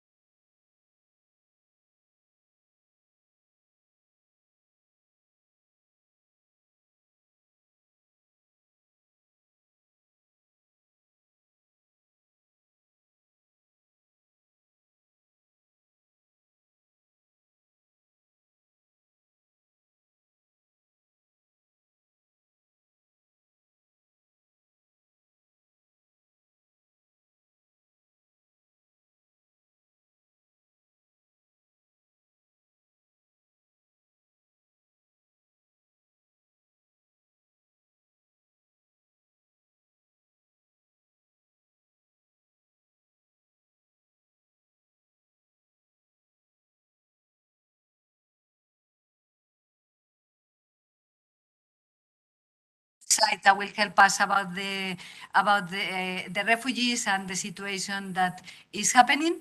And we have several panelists that will describe, how the numbers can be used and how the numbers are for decision making and for action. Our first panelist is Robert Barler. He is online. He is the executive director of the Office of the Regional Director in WHO Euro, and he is also the mastermind and the leader behind the behavioral insights. This is part of the qualitative study that Marta presented. So let me give the floor to him and talk a little bit about the role of BCI, behavioral insights, for the refugee and emergencies. Please go ahead, Rob. Thanks very much, Paloma. I think mastermind is a very big word, but thank you very much for that credit. And very grateful to be with you all today. Happy to serve on this panel, but I was really enjoying, I might say, the questions and the discussion before the break. So hopefully we'll get back to that in due course, because there were some great questions put forward. Of course, thank you very much to Statistics Poland for inviting me to speak today, and for forging this very strong collaboration with all three levels of WHO on this effort. I do appreciate that Mike Ryan was online with us just briefly a moment ago, but I should say this has been a truly collaborative effort across all three levels. Our country office, of course, under Paloma's leadership, the regional office here in Copenhagen, and headquarters with, of course, Statistics Poland really forging the course ahead. So this meeting, I think, really offers us an excellent opportunity to highlight the value of listening to the people we want to serve. And of course, in this case, that's the more than 1.5 million Ukrainian people that Poland hosts. And that indeed itself is something that we should applaud. Poland was one of the 4 countries to conduct the qualitative study our behavioral and cultural insights team here at WHO developed soon after the war started, and I'd be very, very happy to talk more about the Behavioral Cultural Insights team. I also acknowledge that you have Marta in the room with you, so I will only speak to that if you wish, maybe later on the panel, if that makes sense. I'm really grateful that we've married both the qualitative data up with this excellent quantitative Statistics Poland household survey data, and of course, both of the findings being incorporated and presented at this meeting. I feel that this is a rather unique opportunity in many respects to focus on integrating results into policy and programs tailored to the actual needs identified. And I'm particularly interested to hear how we're going to do that in terms of innovative communication, but also, of course, in terms of the additional support for these most vulnerable of populations. Of course, today sees the launch of this data and the report, and I would say it's an excellent of how mixed methods approach can both broaden and, of course, deepen our understanding of a very complex situation. I do feel that others can learn from this, and indeed, as a previous speaker noted a little earlier, just before the coffee break, this indeed should be replicated. And of course, we at WHO will do our utmost to see that take place. But ultimately, we're really keen to see the results of this work integrated into concrete action. And quite honestly, without that action, this work will remain interesting, but of course, it will remain unimpactful. And that's where we want to see change. We would like to see this research, of course, converted into real-time action. There's really very decent insight to act upon here regarding the quality of services as the migrant populations perceive them, costs, interesting data on out-of-pocket expenses are noted, information about specialized care, prevention services, vaccinations, sources of information and trust, and about how these populations access the services they need, as well as in including mental health services, and how we make sure we're meeting the needs of the particularly vulnerable and underserved, and particularly the disabled, which I noted also in the report. There's many perceived problems here that are due to the differences, of course, between the health systems in Ukraine and Poland. I think we have to note that. But there are other challenges that I feel we could really address through tailoring interventions based on these findings. And that's an incredible thing to be able to say about this multi-mixed method approach and the wealth of information we now have at our disposal, thanks to these studies and the survey. I also wanted to note how the report reminds us how to support not just the individual citizens, but how we need to work alongside volunteer organizations, other civil society organizations that are really crucial in assisting refugees cope and deal with the challenges they face. And finally, before I leave it to the much more interesting other panelists that you've gathered here today, I wanted to make a personal plea. I started my career in the Afghan refugee camps in northern Pakistan 32 years ago. And I've since worked in 3, maybe 4 continents with migration, migrant health, refugee health. I do ask, of course, as a result of that, something that I see consistently as us needing to remind ourselves to do, but I do ask that all of our efforts, be it our research, our services, our communication, of course, avoid any further stigmatization and continue to monitor very closely any potential growing animosity towards refugees, which we do see in other settings. So, of course, whilst we cannot walk in their shoes, nor can we fully possibly understand the challenges facing Ukrainian migrants in Poland and elsewhere today, we can, of course, make every effort to meet their needs and to enable all to fulfill a prosperous and very healthy life. And that's what I feel this collaboration has set out to do and will do in the future.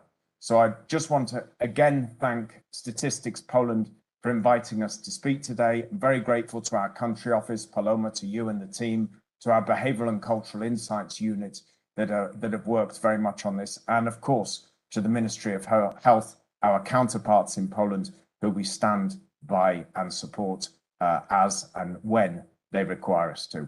So I thank you all very much for that, and I hand back to you, Chair, with thanks.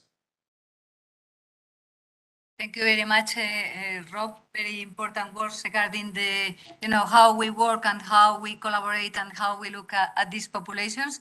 Let's go for the next, and our next speaker is Joseph Bartovic. We are continuing, he's our Regional Technical Advisor for Migration also in the WHO Europe, and continuing with the topic of the need for data and the need for information for decision making, and the importance, especially now, to have timely migration health data to pursue the understanding and really respond to the needs of the population. Please go ahead, Joseph. Thank you very much, Paloma, and I'm so happy to be here and to learn so much from the survey results. I think what we have here today is really a really good example of data for access and data for public health action and delivery. I think it is a high quality data that really will help to modify the service delivery and develop existing healthcare in terms of needed services. And also, I think what it shows is how this could be done, or it tells us what it means in terms of some of the practicalities and logistics, in terms of also infrastructure, staffing resources, and what considerations need to be put in place to address some of the barriers which have been listed and quite well documented in this survey, in order to put in place public health programming that is effective and that helps to support or helps to keep refugees healthy for as long as possible and as healthy as possible.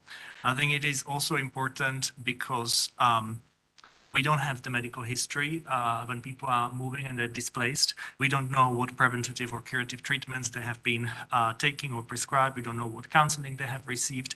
And I think we need a bit of a snapshot at the beginning of an emergency situation to be better able to understand what's happening, but also to translate this into effective planning.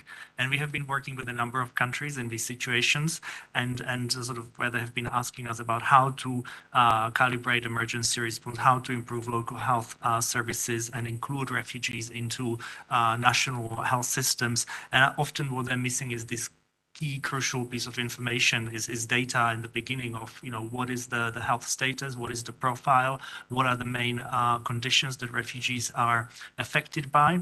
And sometimes there is even misinformation or myth around refugee health, which we have encountered a lot, and we've been from the regional office perspective trying to tackle some of the misperceptions. So I think it's very useful from that perspective. And actually, one point I would like to go back to is the results and what it shows and how it compares to other countries. And I think we have done rapid needs assessments in the number of situations of displacement, emergency situations. And I think there is a lot of correspondence between the results from the different situations. I think a couple of colleagues have already mentioned this.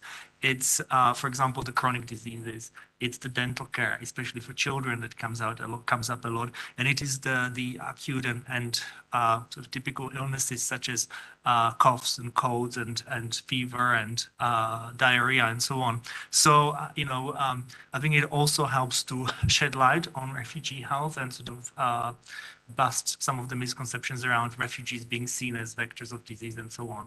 So I think that's useful from that perspective, but also it is good because, as I said, it corresponds to other situations. We already have some of the tools at the regional office level that help to address some of these issues. So toolkits, trainings, and capacity building, for example, prevention and management of NCDs in refugees, work around mental health that we have done.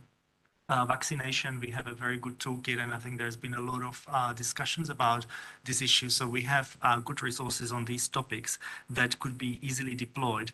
And we also have the sort of learning and knowledge from the previous situations where we have worked, and we could, through this, avoid perhaps repeating mistakes or reinventing the wheel. So I think those tools and resources are ready to be deployed.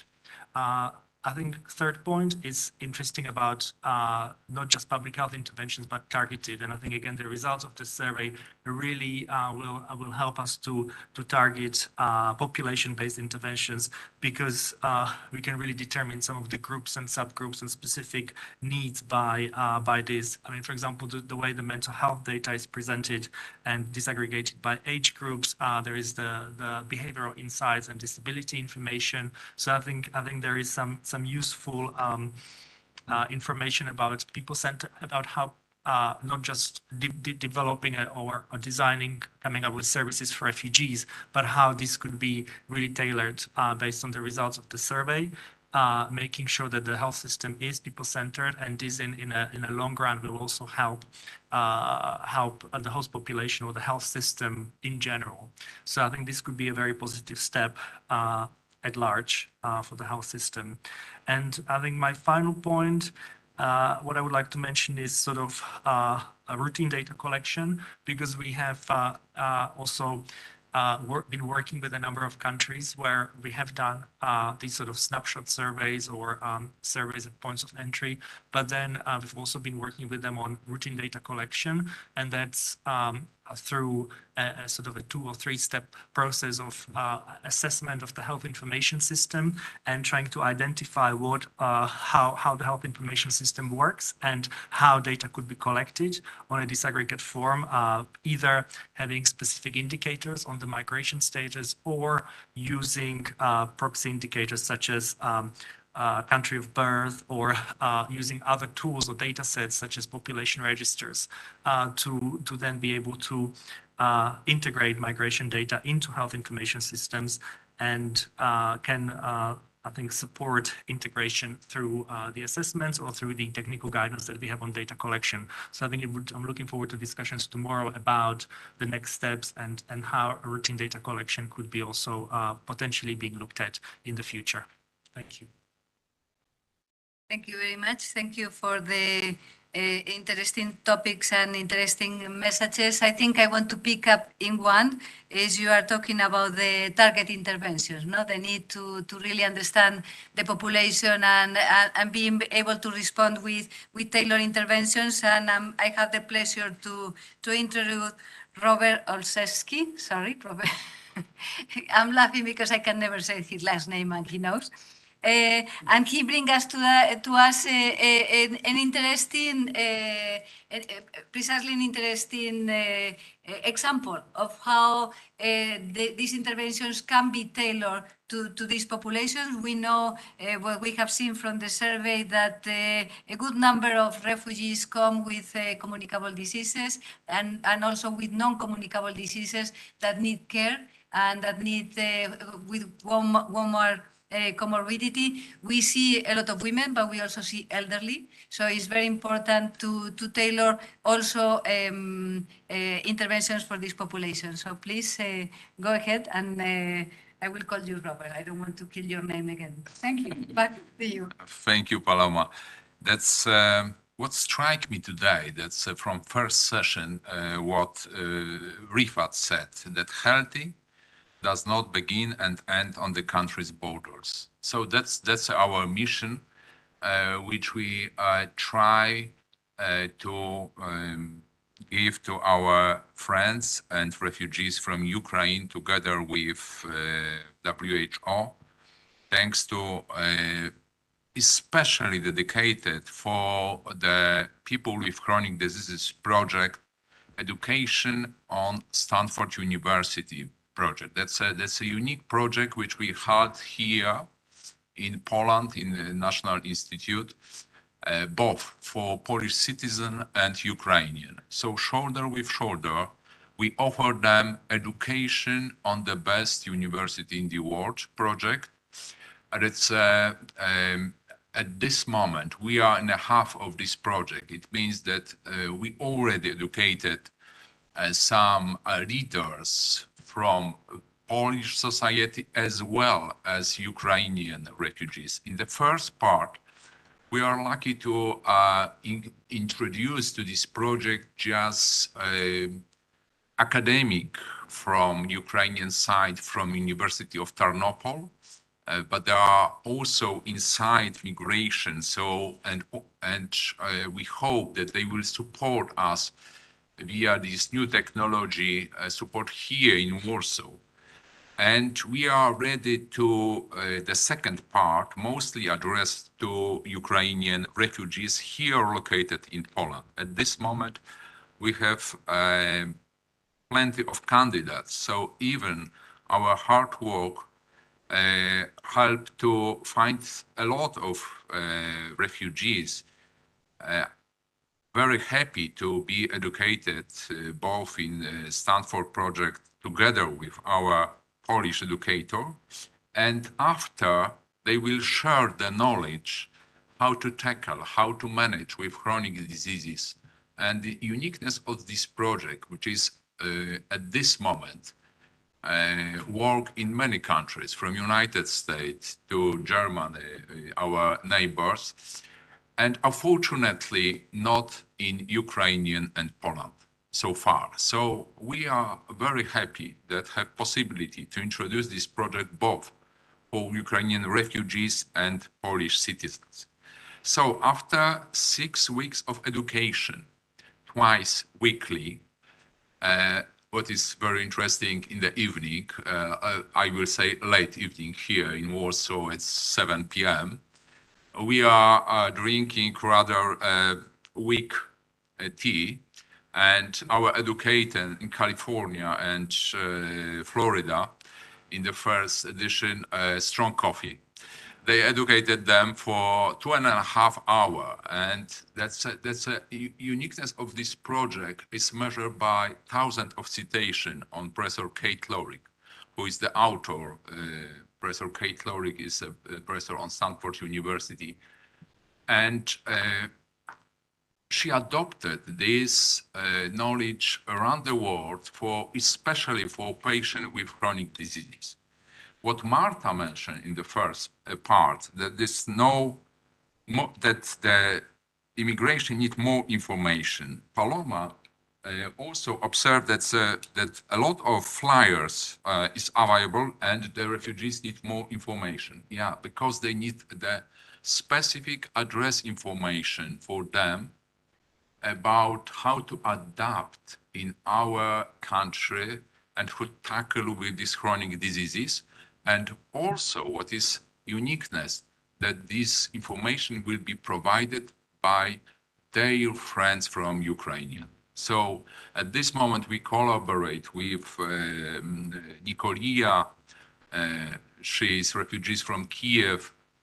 She was working and as a professor in university, presidential university in Ukraine before the war started, and now she is help refugees in Red Cross, and we hired the project, and it's open us the way to find more and more and more happy refugees to help and to be educated together with our friends on this uniqueness project. The second thing, so what I think that's important, that I had privilege yesterday to be on the special charity dinner with Olga Tokarczuk, our Nobel Prize winner. She's right, and she's very famous, and she's woman. And she spoke about that a lot of women here, what we know from this survey, it's the refugees, over 70. And also the writers are here.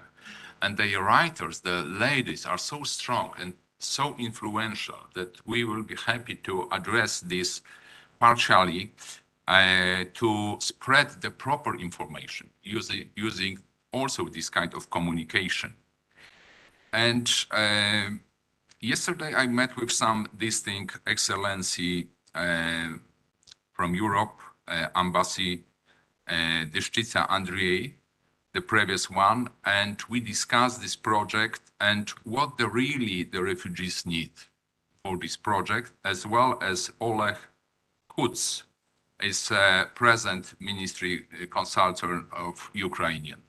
And they are very thankful for this project, which will address to educate these refugees here of such prestige university. And this project, it's excellent prepared from Paloma, the WHO, because at this project we have translations simultaneously for it is possible for them to use English, Ukrainian, or Polish. So that's a keep us together as a team, partially Ukrainian, partially Polish. So it's also support them mentally, because they feel that we are on the same level, that we are also educated and we are first time introduced this project. As well, yesterday I met Victoria Knapp. She is president of Ukrainian Foundation, because we collect money for children to support the education them in Poland. It's this foundation is responsible for over 3,600 children here in Poland. It means that most of them have mother here, grandmother, grandfather. So I think that we will start to collaborate with this school, but mostly focus on the elderly part of this family and address this project to the patient with chronic diseases, which is extremely important. I am cardiologist, fully educated, and now I am the leader and of the public health in National Institute. So as in this region and around the world, the most of these patients are cardiovascular diseases. That's a major project in this. And the second was diabetes and the others. So that's a very similar, like in our population. So I think that this project is extremely useful for these refugees. Support them mentally, physically, support them with knowledge. I invited this Natalia, who cooperate with us, to the first presentation of this project, which held last week in here in Warsaw, in Medical University. One of my co-workers presented the first preliminary result here. And this Natalia just sitting and watching, and I saw in her eyes that she is now in Kiev, not in Warsaw. She's in Kiev, in this university, and present the lecture as well. So what else I could say? What is more possible to say in this? Maybe I will say later. So no, that's most important things in the end, Paloma. If I have 1 minute, that 1 minute. That's one of my colleagues. This trainer already was in Tarnopol. Now that just also last week, and they visited and met with this educated by us in Tarnopol, and it was really, really fascinating. It means that they will support this project for both sides of the border. From we address to refugees, but we are stay together. Thank you. Thank you very much. As you can see, I think one more point that I would like to add is the need for thinking out of the box. We know that the population of refugees is mixed with the population in Poland, and is not to find and to really reach with targeted interventions. You need to think different ways of delivering programs.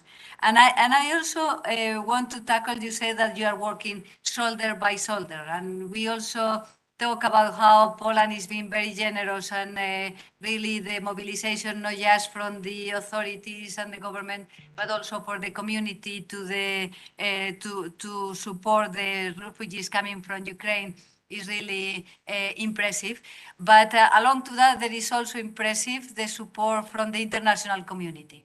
I think also Poland, Moldova, Ukraine, they are being supported by not just by Poland, not just by the countries receiving refugees, but for the whole international community. And then it's my pleasure to present Michael Loftus. He is from the US Department of State here in the Embassy of Warsaw. And they are being catalytic for many of the supports and many of the work that is being possible to be done in Poland in support of the refugees. So I would like to give you the floor. Thank you very much. Thank you, Paloma. So first off, good afternoon, everyone. I'd like to thank the World Health Organization and Statistics Poland for organizing this event, and even more importantly, doing the research and making it available to us.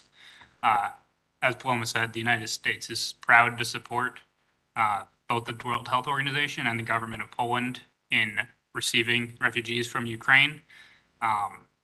The way that more than 1.5 million refugees have been systematically integrated into the Polish health system has been nothing short of remarkable. And that's something that we want to say first and foremost. And this effort is not just the government, it's a whole of society effort from ordinary Polish citizens at every level. And for that, the Polish people deserve our gratitude as the international community. And more than that, they deserve our continued support, as do, Ukrainians, obviously. Now, with any effort of this scale, it's essential that we gather and analyze data, which is why we are here today. Gathering data allows us to tailor our services, to tailor our funding to individual beneficiaries, and to address the informal barriers that exist. Obviously, to do that, we would need the data in the first place, and that's where Statistics Poland, the World Health Organization, come in. That's what makes this effort and the others like it that are being undertaken at the national and international level so essential. The data we have here has shown how we can improve what we have done already, and improving what we have done will be essential in terms of the unknowns that are to come. The data has shown, for example, as Rafat and others have mentioned earlier today, that the elderly and those with disabilities faced increased barriers to accessing care, informal barriers, barriers of information. Beyond that, it has demonstrated yet again, as we've seen in the international context and so many other cases, that local actors are the ones that are best placed to actually help people overcome those informal access barriers. On top of that, it's underlined that refugees can't just be thought of as beneficiaries. They're agents, and they can improve their own community well-being far better than we can ever.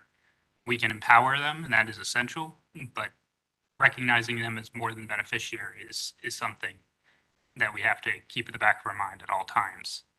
On top of that, it is highlighted that childcare is an essential component of mental health care, and that individuals who need mental health care may not be able to access it because there's not someone to take care of their child when they would otherwise do so.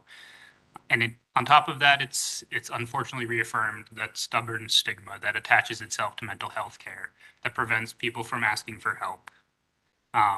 One finding that particularly stuck in my mind as I was reading through the report yesterday was that some people either chose not to or didn't prioritize mental health care because they thought other people needed it more. On that point, I want to take a quick moment to comment. We have to take care of ourselves and we have to check in on each other, period. It is instrumentally and inherently essential. And that applies whether you are receiving assistance or whether you are providing it. We can't overcome the stigma of asking for help if we're not willing to ask for help ourselves. We cannot expect beneficiaries to use us as an example or to listen to us when we tell them that they should receive services when we're not willing to use those services ourselves individually.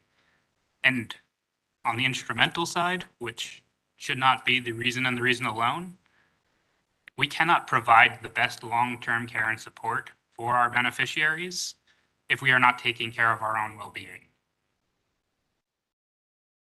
I'll close on a couple of notes.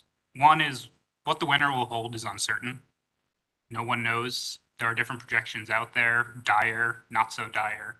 Where it will end up on that spectrum, no one knows.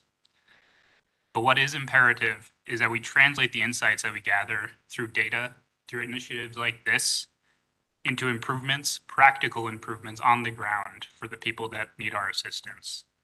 That we leverage this data to make a meaningful difference, and that we streamline and target our assistance in the best way possible.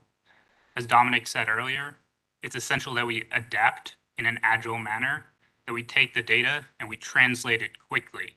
Now, obviously in a considered approach, but we actually utilize it on the ground as quickly as is practicable and wise. And then as a final note, I would like to close by thanking Polish doctors and nurses, to humanitarians, both full-time and part-time, paid and volunteer, and to all others who have given of themselves in this initiative in the last 9 months and may continue to in the future. The difference that you make for individual people, you may not always see, but it is an immeasurable difference to many people that you may never meet. Thank you. Thank you. Thank you very much, and thank you for all the support, including the support for this survey. So thank you for the fantastic works. And I want to also continue on what you talk about mental health. I think Joanna, do we have Joanna Glaseska online? She's going to join us online.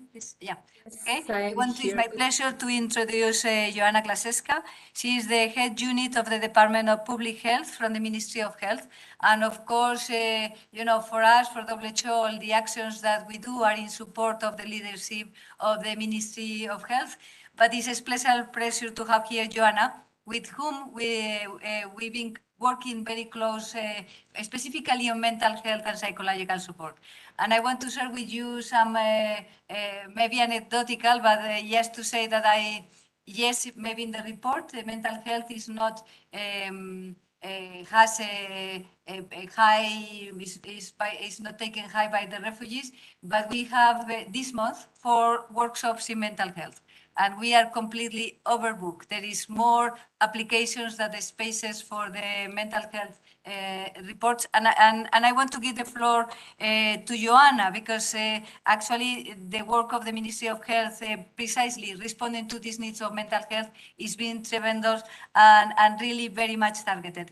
Please, Joanna, go ahead. Thank you very much. Thank you for inviting me for this conference and this panel. And first of all, thank you for your great job and this report. In this emergency of regular military operations directly abroad, the Polish government immediately began preparing special solutions, enabling the settlement of medical healthcare provided to people crossing the border. At the same time, from the very beginning of the conflict, our government appealed to health service providers that they should not refuse help, send the patients to another healthcare provider, neither demand payment for the health services provided, and should not issue invoices for them. Polish government, in cooperation with local authorities, have been undertaken several steps to organize medical assistance for people crossing the border with Poland. Please remember, medical spots were organized at border crossing where people received basic medical assistance. If a person required hospitalization, she was transported to the nearest hospital. And medical spots also operated in other voivodeships at reception points and at stations where the arriving refugees received medical assistance. The plenipotentiary of the Minister of Health for patients from Ukraine ensures also the process of transferring patients to other EU countries in order to continue treatment outside our territory if needed, of course. And moreover, a team for medical assistance for Ukraine has been established in the Ministry of Health, and the task of this team is to support the Minister of Health, in particular through the ongoing analysis and assessment of the needs and possibilities of providing medical assistance, monitoring projects related to securing services, and review of all activities undertaken by, it was mentioned already, international community. Thank you for all of that. And since the very beginning, I would like to highlight that since the very beginning of the war, we've had an urgent need of gathering reliable data and qualitative evidence about the health and welfare needs of the refugees. And we means a wide range of institutions, not only the Ministry of Health. In practice, this group of institutions responsible for shaping health includes government and self-government administration, together with control and executive institutions, and as well, of course, civil society organizations cooperating with us. And we are all supported by entities conducting scientific and research activities. When analyzing the current situation and the ongoing access to data and its importance, we should take into account also the whole progress in digitalization in healthcare sector that has taken place in recent years in Poland. We observe significant progress in the volume and scope of this data processed centrally and the integration of this data. And for us, the data gathered by healthcare sector and statistical offices, and I want to highlight that, is a reliable source of information, and the social, and this is very important for us, the social and environmental determinants are also taken into account in our analysis. And this is particularly important for mental health. And your report is really valuable source of data. So thank you again for that. And let me highlight one more aspect. Accessible and reliable data is crucial for responsible health sector response, but also for wider public health system response. That is wider, multi-stakeholder and inter-ministerial response. And one of the most important solutions facilitating refugees' access to the Polish healthcare system was, for sure, equalization of rights with other residents of Poland. And this concerns also the mental healthcare services. We know initial and current difficulties in providing healthcare services to Ukrainian citizens include, of course, language barrier, lack of documents confirming their identity, and of course, the lack of medical documentation, the whole history of disease and treatment. But we have been taken several steps to enable the system, and let me enumerate just a few of them. First of all, Ministry of Health support Children's Ombudsman helpline. It is available in Ukrainian and Russian, and it provides free psychological support by phone. Secondly, maybe I should start by that. We participate in the mental health and psychosocial support technical group run by WHO and UNHCR, and we do this from the very beginning. And from the very beginning, we promote, for example, the psychological first aid guide for field workers developed by WHO and translated into Polish. And Ministry of Health currently, another thing, is proceeding with a draft regulation on a pilot program of therapeutic interventions addressed to people with trauma and their families. And last but not least, I would like to say something about the wider context of mental health services provided to refugees from Ukraine. So since 2018, Ministry of Health has been implementing the reform of the mental health care system in Poland. Firstly, we developed the community-based mental health care system by pilot program in mental health centers. Today, we have 65 mental health centers in Poland, and it's accessible currently for almost 8 million adult inhabitants. And secondly, in August 2019, a new model of mental health care for children and adolescents was introduced. And the basic premise of this reform is, in the case of the same thing as for adults, is the institutionalization of psychiatric care. And currently there are more than 300 community centers for psychological and psychotherapeutic care for children and adolescents, and more than 100 child and adolescent mental health centers. So as you see, mental health of the population of Poland, including refugees from Ukraine, because they are a part of our population now, has been our priority and remains priority for upcoming years. Thank you. Thank you very much, Joanna, for bringing the perspective of the ministry, but also to bring the, in the bigger perspective of public health, and also for sharing the progress on and the advances on mental health. I am very mindful of time. I think we only have time for one question, one burning question. Because I think we have opportunity to continue later. And if I don't see any hands up, I just want to give the floor exactly. I was going to give it to you, Adam, because we have, with Adam and Vicky, we have another very interesting targeted response here in Poland for tuberculosis. Please go ahead, Adam. Good morning, everybody. I'm Adam Nowinski from National Institute of Tuberculosis and Lung Disease.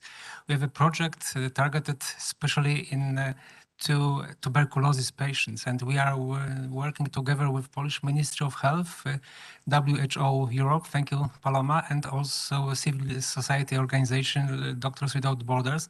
And to be honest, we are focused on how to solve the problems with specific disease, tuberculosis in refugee camps and refugee situation in Poland. So we are really grateful that we have very good piece of data regarding the how to address the needs of refugees, and I believe that your survey will be very helpful for us in organizing this intervention.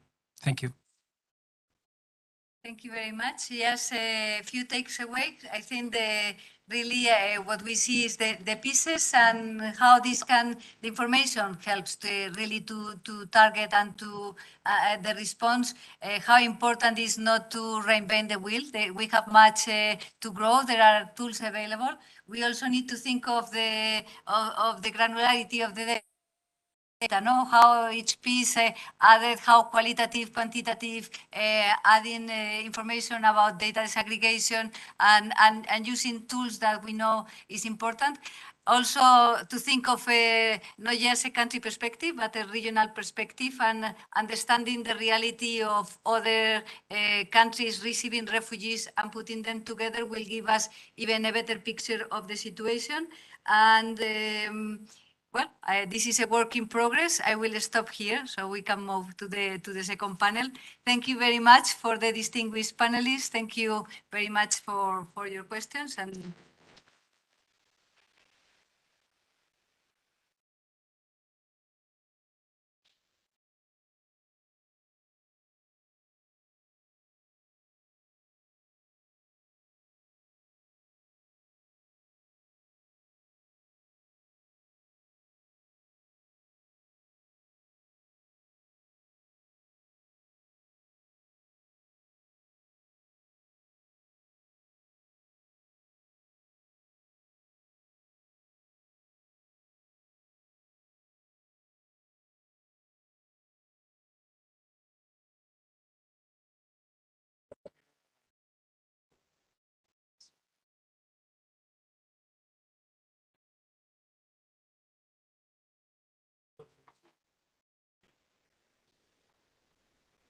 So we talked yesterday. Series of events called.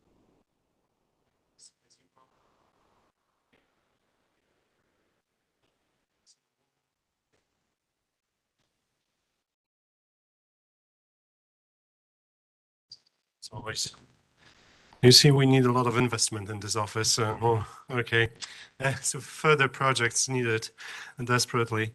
But anyway, we saw each other because we were discussing those issues nationally in terms of the demographic crisis that we face. So we had a chance to yesterday at the University of Warsaw to discuss those issues.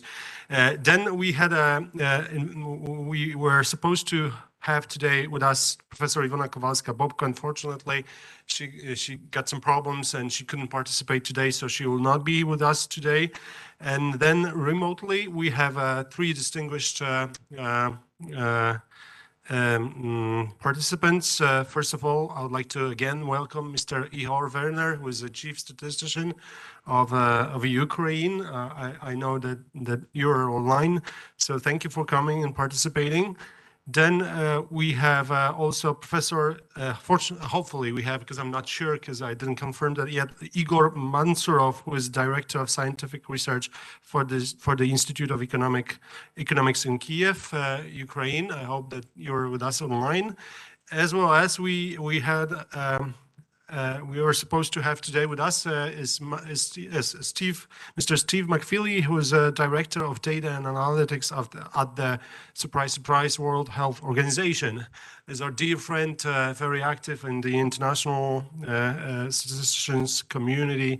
We meet very often with Steve as an excellent statistician. We learn a lot from him. He used to work for many years for the CSO, Central Statistical Office in Ireland. Now he's a chief statistician, if I can use this name, of the WHO.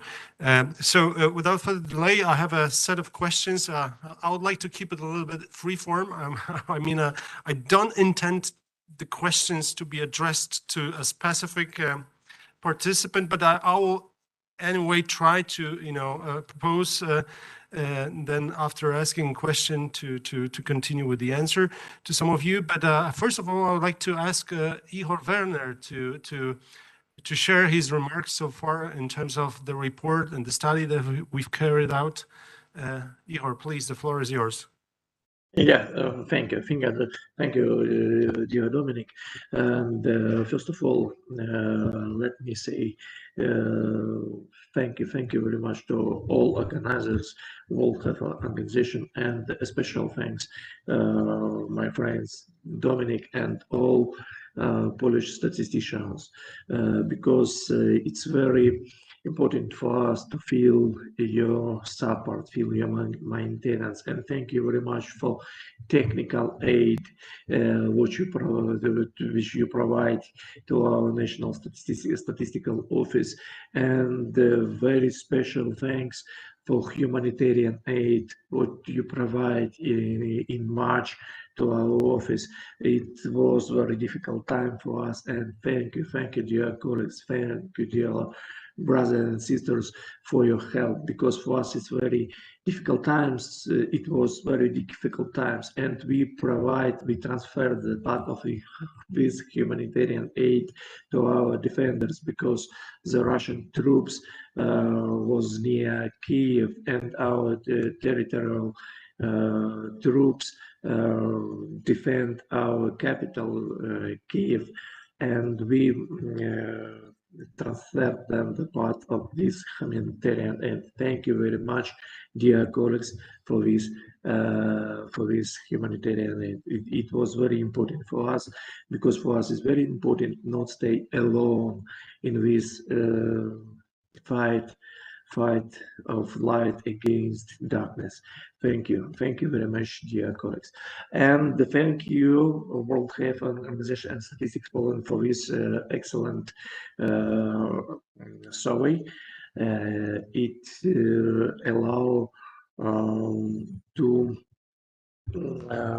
make attention for these very difficult issues which relate with health of our refugees. For me, it's a very sensitive thing, because my sister migrate first in France, after that she stayed with her daughter in Poland. And thank you very much again, dear colleagues, what you give a shelter for our Ukrainian people. And yes, my sister has a daughter which had a problem with mental health. And for me, this results of this survey, it's very interesting, and thank you very much what you take attention pay attention for these very important questions. Today in Ukraine, we have a very difficult situation with statistics. We lost traditional sources for producing statistical information, and for us very important what we have, that we can see the interest to problem with Ukrainian refugees from the statistics from the side of Statistical Poland, and from the World Health Organization. And I hope what in future maybe we have very fruitful cooperation. We continue our fruitful cooperation with Statistical Poland, and maybe we can found new project about Ukrainian refugees, not only about their health. As I speak above, we lost traditional sources for data collection. During martial law in Ukraine, our parliament adopted a new law which allows our respondent not reporting to our National Statistical Institute. Unfortunately for us, it's a big challenge, because we lost a part of our respondents, but Ukrainian people is a very strong people, and even if they not defend our country, they continue to work not in the front, in the rear, but they should work, and they continue to provide us to receive us the reports initiatively, and it allows us to make a statistic, the usual statistic, not in usual way, but we have a lot of special things, and we continue to produce a GDP estimate. And last Friday, we provide the flash estimate of GDP, and we have minus 30% GDP reducing, but it's we have some increasing 9% if we compare with the second quarter, and it allows for me and for other people have to have a hope what we continue the growth of our economics in the fourth quarter of 2023. Maybe for me it's more simple just to answer problem. Yes, but I hope you understand it. And we have a lot of with budget, with reducing money due to reducing money. We should downsize our office, territory office first of all, and a lot of Ukrainian statisticians, up to 40 Ukrainian statisticians to defend our country and fight against Russian invaders. So at the end, let me say thank you very much, dear colleagues, for your support. It's very important for us to know what we are not alone. Thank you very much. Thank you very much, Igor. There's never enough we can do for you, for our friends in Ukraine. We'll always try to do as much as we can.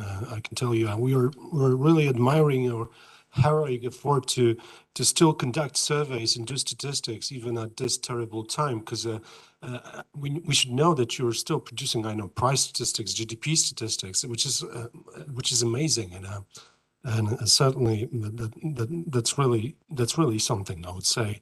And of course, in the international statistical community, we're discussing heavily on how to try to support you maybe later in the future as well, in terms of further developing your statistical system after, just catching up after, with the investment that, after the war. And certainly UNECE in Geneva is doing a lot of kind of like joint programs with your office. I know we're in touch as well and in contact with your staff through our regional offices.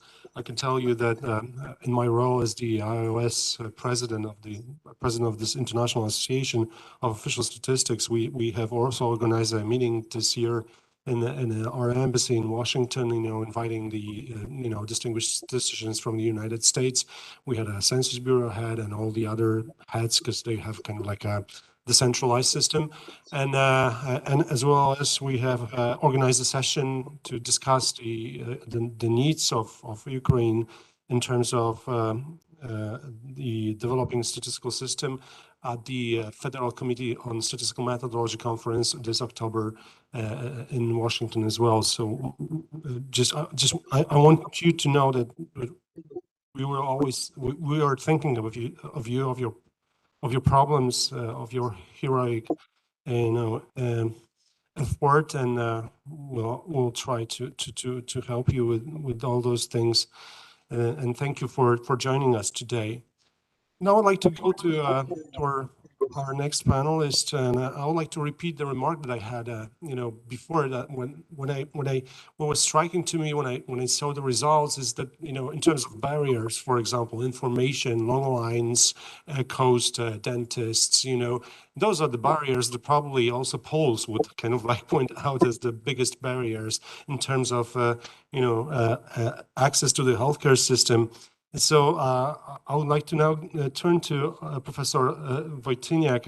Your experience, international experience, is so extensive that I really envy it, and I would like to have a career like that. I don't want to mention all those World Banks, you know, and other organizations, but it's really your experience is very interesting, and certainly you will tell us, you know, in your opinion, you know, because the survey clearly indicates some health issues and health needs which emerged and after the immigration. What do you think can be done at the national health what can be national health systems reaction to addressing those needs? Thank you very much for the nice words. Really, I don't think I deserve it. But anyway, I have to start with really congratulating you, the survey and the behavioral insights. I mean, that's extremely important and significant, very significant source of data, of information about the refugees and their health problems and their health needs. And what really struck me is that some of the problems are exactly the same as we face here in Poland. So there are some specific to migrants, but some are general. And we have to realize that it's not that they face the problem. I mean, the migrants face this problem. Our society also faces this problem. So they should not feel unprivileged in a sense that it's only their experience. No, it is not. And it's with regard to access to health services, as well as the mental health problems and dealing with the mental health services. It's all that we face. And also the stigmatization that was so often mentioned. Listen, the major epidemiological studies, the one that was carried out in 2019, ESOP, is the second crucial epidemiological study on mental health status of Polish population. It clearly shows the same. So I think it's important also that our guests, let me use this word, they realize that it's something that we share together, some of the problems. And therefore, and a lot of them actually is related to lack of appropriate financing. And this was not mentioned here, actually. Their coming here generated costs, additional costs that must be covered somehow, right? And we are, as a country, we are not able to borrow all of these additional expenses. And I think it wasn't mentioned that loudly enough that that's what we need, like, especially. And coming back to your question, some solutions or some solutions have been mentioned already. And these are the problem with communication and barriers, and definitely locally operating information centers must be established, and that's very important, based either on volunteer organizations, but also on local governments, not central government, but local governments. They should think about this. But moreover, it's very important that this information center are based on workplaces and schools. Schools are very important source. I mean, the localization of such information centers, because there are many children, right? So they are good conveyors of the message, but also the same with universities, which is like an educational system. We can phrase it in this way. And the second thing is the local medical centers that probably some medical centers should be denoted, indicated as the centers with Ukrainian and Russian-speaking professionals, informing on helping the health people.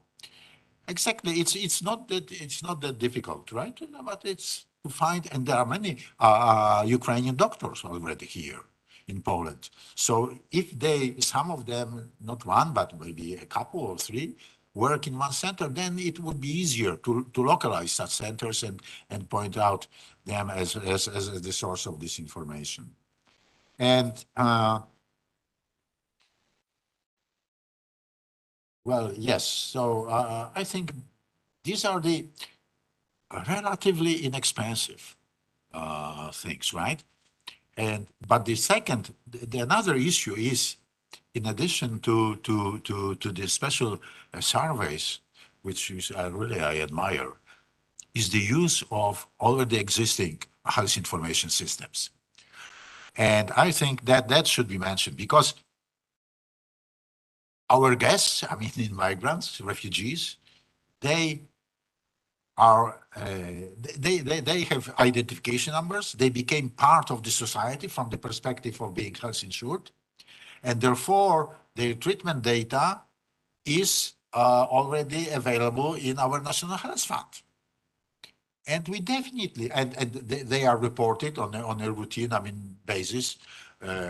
So they should be used.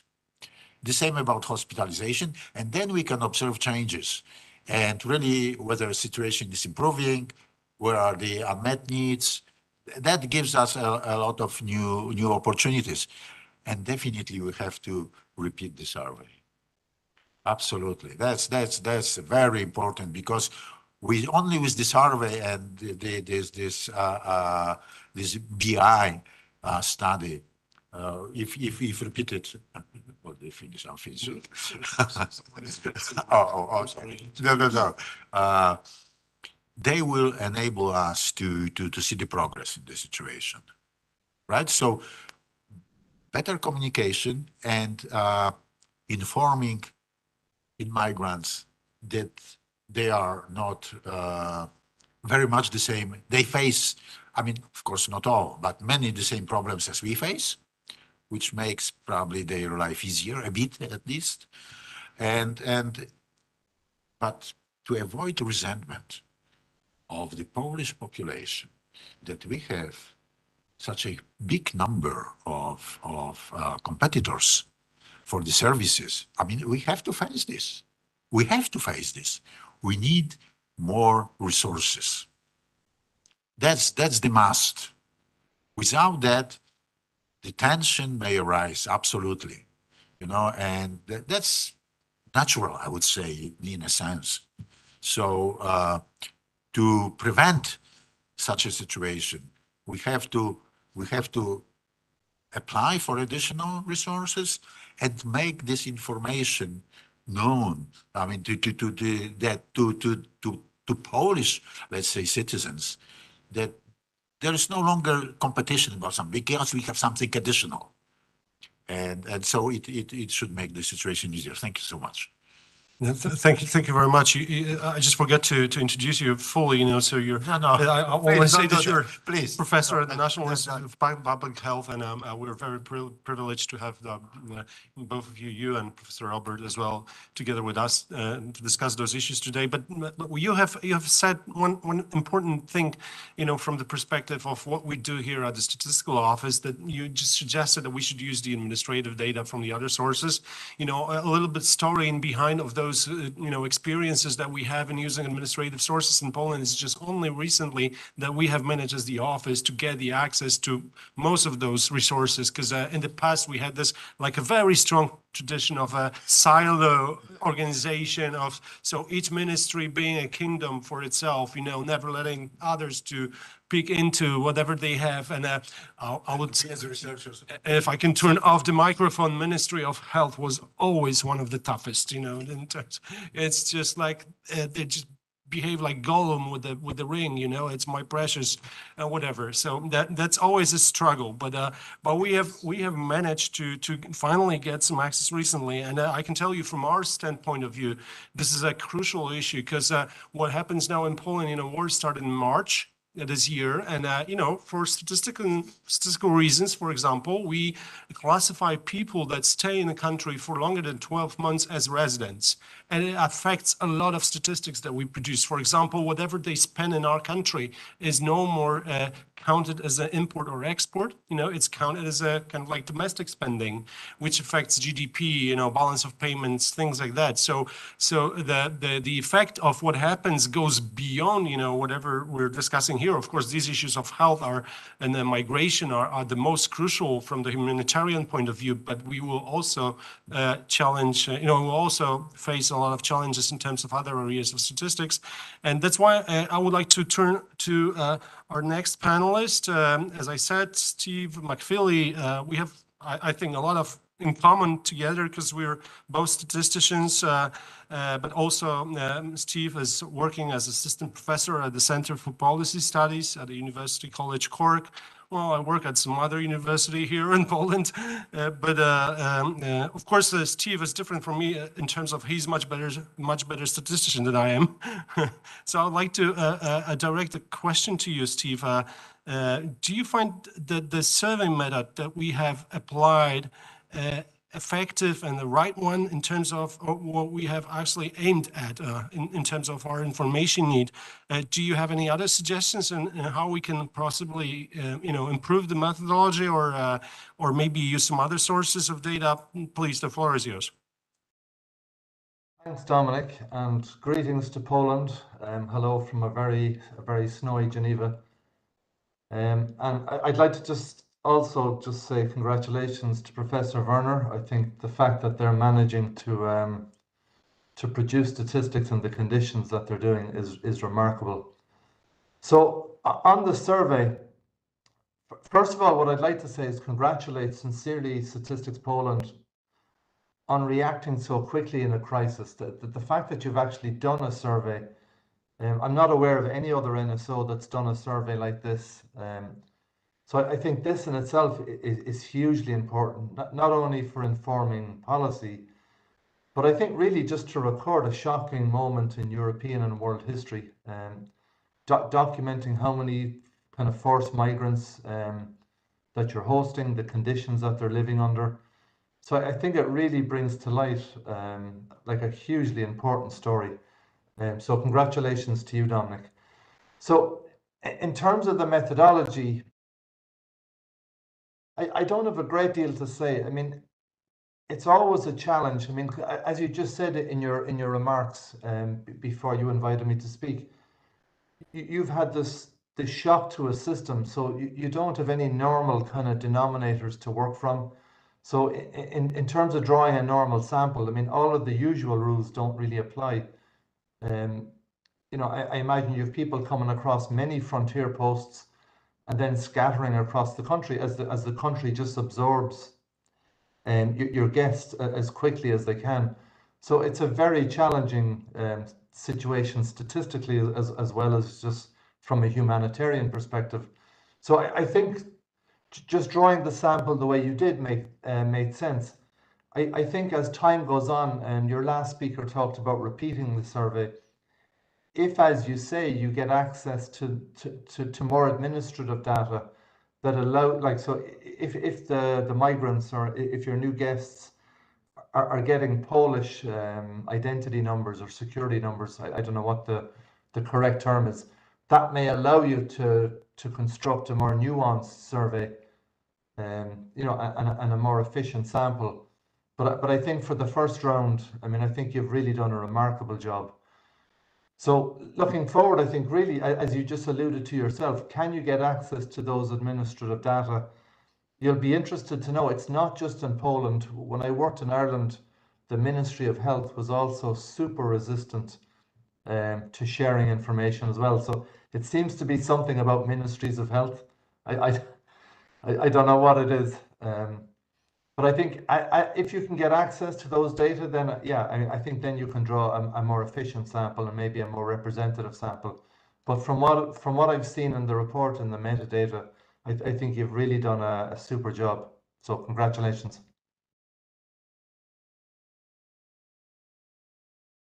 Thank you very much, Stephen. It's always a pleasure to have you. I must admit and reveal that we are cooperating closely in the executive committee of this International Association of Official Statistics. So it's always a pleasure to see you, Steve. Okay, I'd like to now make sure, because that we don't have this. We had a second guest from Ukraine, Professor Igor Mansurov, but apparently he just told us in advance that he made face problems with electricity, actually. So that's, you know, these things that you see on a TV, they're real. They're real. They really happen. So I'm really sorry that we cannot connect with Igor as well. I don't know. So I would like to make this part of our meeting too long. You know, taking advantage that, you know, we can just come back to the specified time agenda. I would like to ask you, Ihor, if you'd have any further remarks in terms of the questions that I've asked, especially, you know, from the standpoint of view of official statistics. If you see there's of course, we wouldn't like to push you to any other kind of like challenges. You have enough already, but certainly we can extend our cooperation further and in the coming months and years after, in terms of seeing how the situation now has affected our lives. Are there any other remarks that you'd like to share with us, Ihor? And I know you asked me to speak slowly. I'm sorry.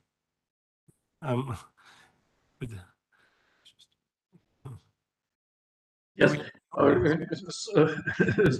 Sorry, unfortunately. Sorry, dear Dominic.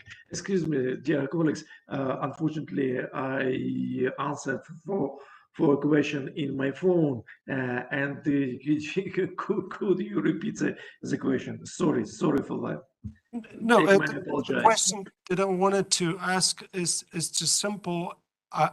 Is there anything that you would like us to do in the coming months, or there's anything that you plan to do, or something that we can do together that is in your mind to just as kind of a general? Yes, I understand. Thank you, dear Dominic. First of all, let me say to thank you for your fast answer for our request, because for us, as I speak above, for us, we lost the traditional sources, data sources, and for producing statistics.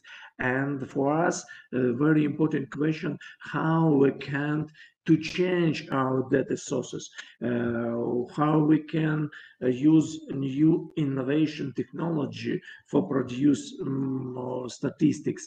And thank you for your rapid answer, because our National Statistical Institute asked the helping from our colleagues from other national statistical institutes that they share their experience in this area, and thank you very much you for a answer. We have answers from other national statistical institute, Australia, Canada,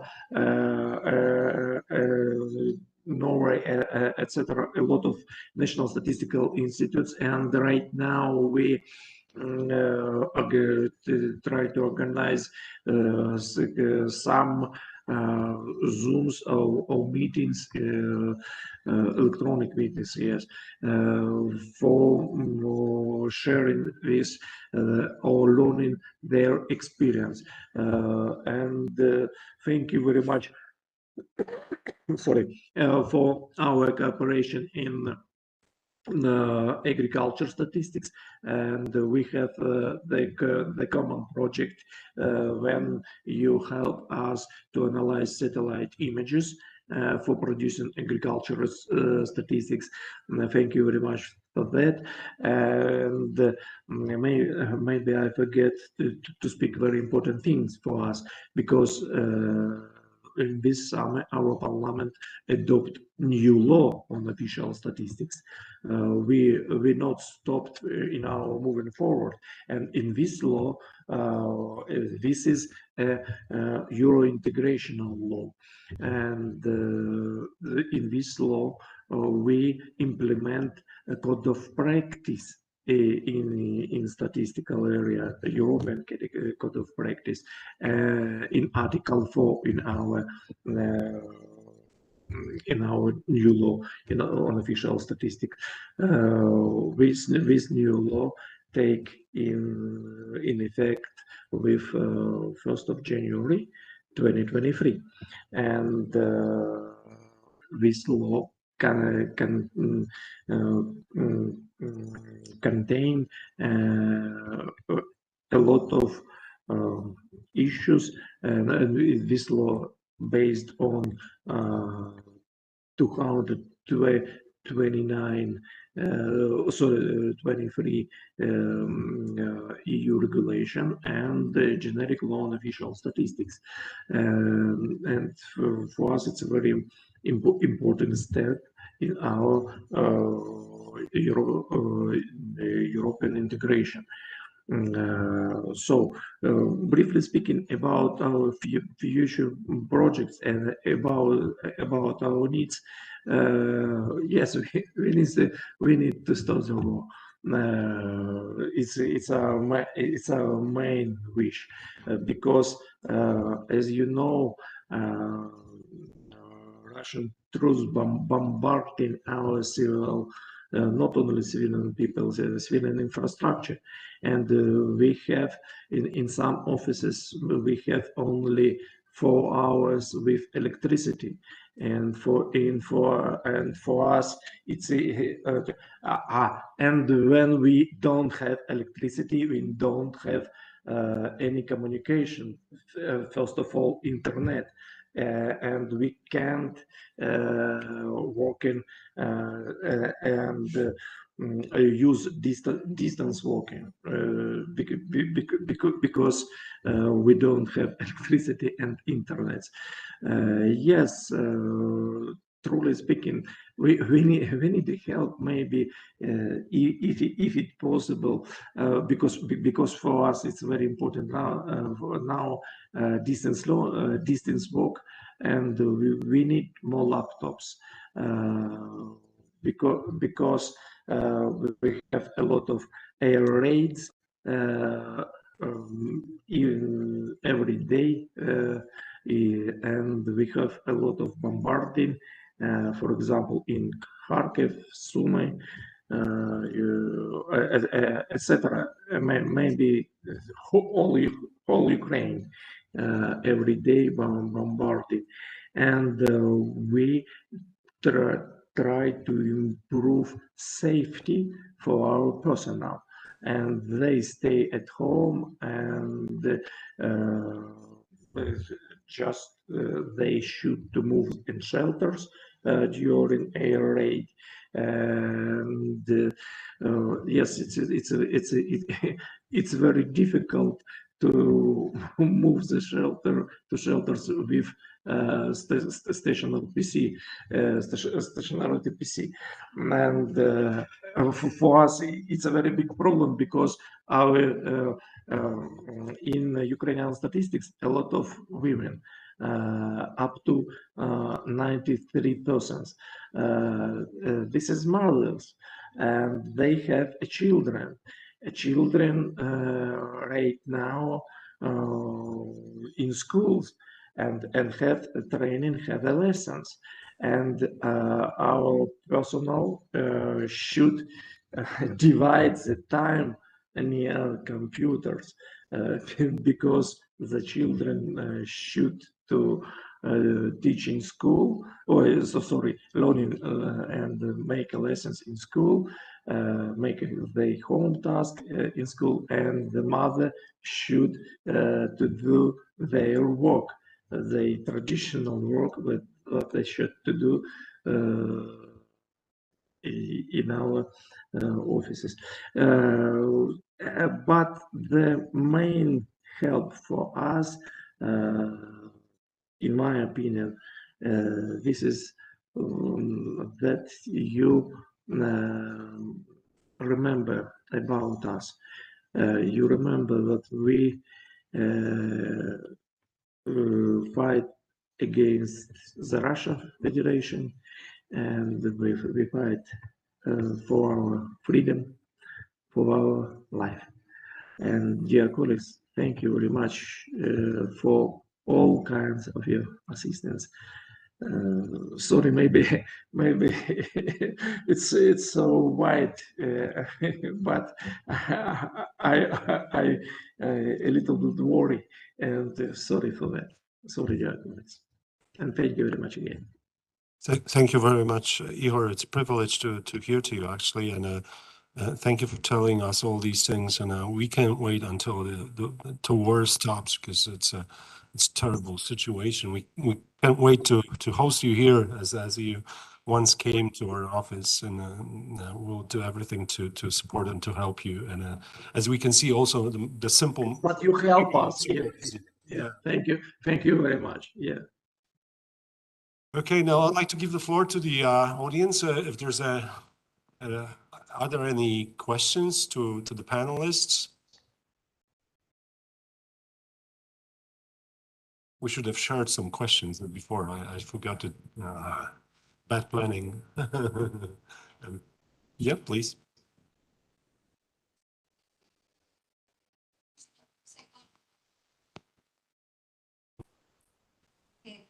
This is a must, and I wanted to ask Professor Bogdan, you know, as National Institute of Health, no, you are also generators and analysis of data.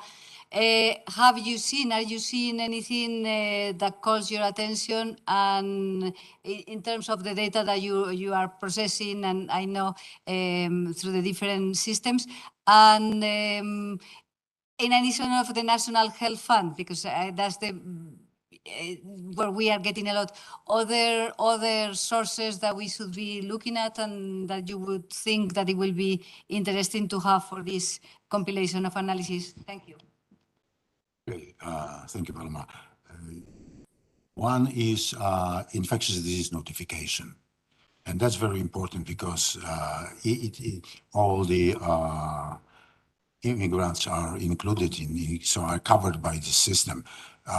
The system has its weaknesses. So yesterday I spoke with my colleagues from the Department of Epidemiology from the Institute, and they said clearly that it's not complete, not only with regard to Ukrainians, but also with regard to Polish population. But some Ukrainians maybe not reported the cases, maybe not reported, but not because they are Ukrainians. So it's because of the weakness of the system. So that's important. So there's no selection bias, that I would say like that. And definitely we run our hospitalized morbidity study, which is based on the discharges from all the hospitals. And recently the article was published on the hospitalization of the Ukrainians, but it ended on the 2020.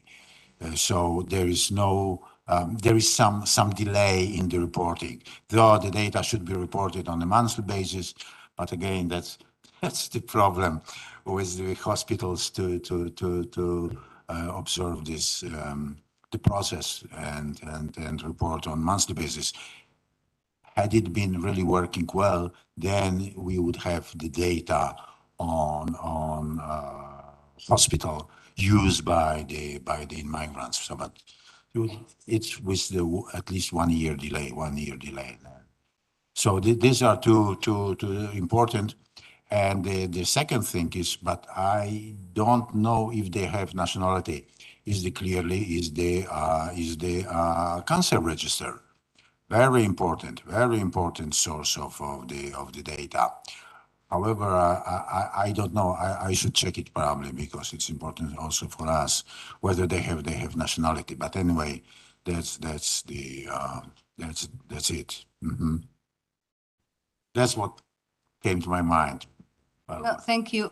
One thing is, and another element that we are working now, and maybe I think we should team, is looking from the health providers' perspective, no? Because we are seeing, okay, this is the UK, from the survey, we are picking up some signals about the need for more information, the need for maybe cost, but also I think for the health providers, there is another perspective, and is, yes, provide information, but we know that there is limit in the number of, for instance, interpreters. They are also costly. You also talk about, yes, the amount of the cost that this means, because we are talking that the budget was already fixed for 2022, but now you are adding additional budget to support. And I think one element, and we are working on that right now, is to hear from the perspective of the providers. And maybe this is something that we can look together precisely to get this other side, because I think the information is for action in terms of what our guest or your guest need, but there is also a need that the responses can be actually done in a way that is feasible, no? And I think someone mentioned about not reinventing the wheel. I think also it's important to learn from that experience. So I think we also need to get from the other side, no? What is what elements of the system actually can help us to provide the response, no, in the way, and how it can be built up, because it cannot be from zero to everything, no? It's and moving with the host community. Oh, please, question. Yeah, thanks a lot. Very interesting discussions. I have two questions, one for Ihor, and so I say that first. So Ihor, it's absolutely amazing to hear. First of all, it's an honor to meet you. Although it's online, it would have been great to be able to meet you in person, and I hope one day soon that it will come. So are you involved in any kind of health data collection of the internally displaced population?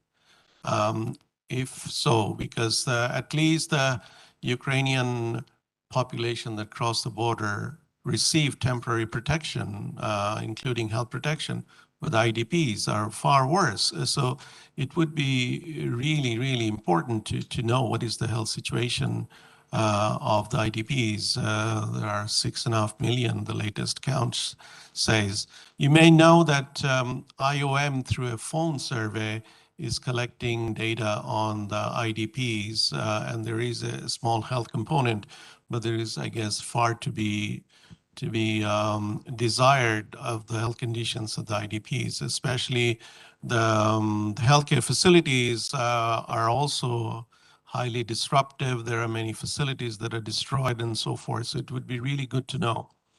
And the second question, if I can already ask the question to both Dominique and Professor Wojtaniak, that since you now have access to the administrative records data, I would like to know if there is any comparative statistics from the administrative records data to compare with the survey findings. Thank you.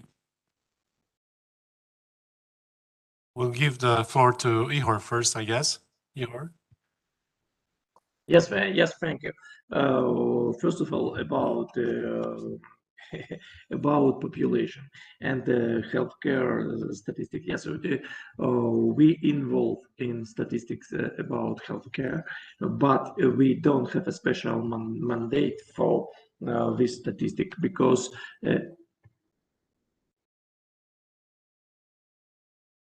sorry. It's about my mental health, because right now I hear the air raid behind my window. Sorry for that. Yeah, sorry. We have air raid in Ukraine, and I should close something. Yes, sorry for that. Sorry. Yes. Yes, we fruitful cooperate with World Health Organization office in Ukraine, in Kiev, and our colleagues, we cooperate with them and provide them some kind of information from our household survey, and we have a very fruitful cooperation in this area, and our colleagues from World Health Organization office in Kiev provide us technical aid and provide us 6 laptops. Thank you them for that. It's a very important support for us. And about the population, we lost, as I say above, we lost our traditional source about population. We lost population number in Ukraine because we have a very big migration process. And if you remember on the first slide, were the number 8 million Ukraine cross the border. Right now we try to collect the data about population because we lost traditional sources in the temporary occupied territory, a lot of buildings, a lot of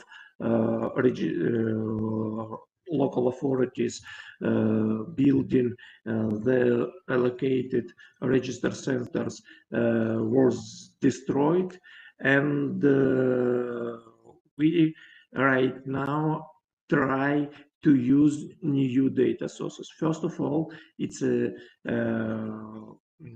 community registers, and because our IDPs are move from one region to other region, and according our national legislation, they should to register as IDPs, and registers obligation is obligation for community. And we try to use some kind, information from these registers, but unfortunately, in some case, we have a very bad quality information in these registers because due to different reasons. First of all, it's a war, and just we don't have the specialists what help to fill the records in these registers. And we continue our searching, and we right now stay on the data which provide mobile operator. And for us, it's a very more accuracy sources than other sources. We right now we try to make correlation coefficient for mobile operator data and our statistical data about population. We have a big work and unfortunately we need 3 data set from one. We have 3 main mobile operators in Ukraine. 2 mobile operators provide us data, all necessary data. Unfortunately, biggest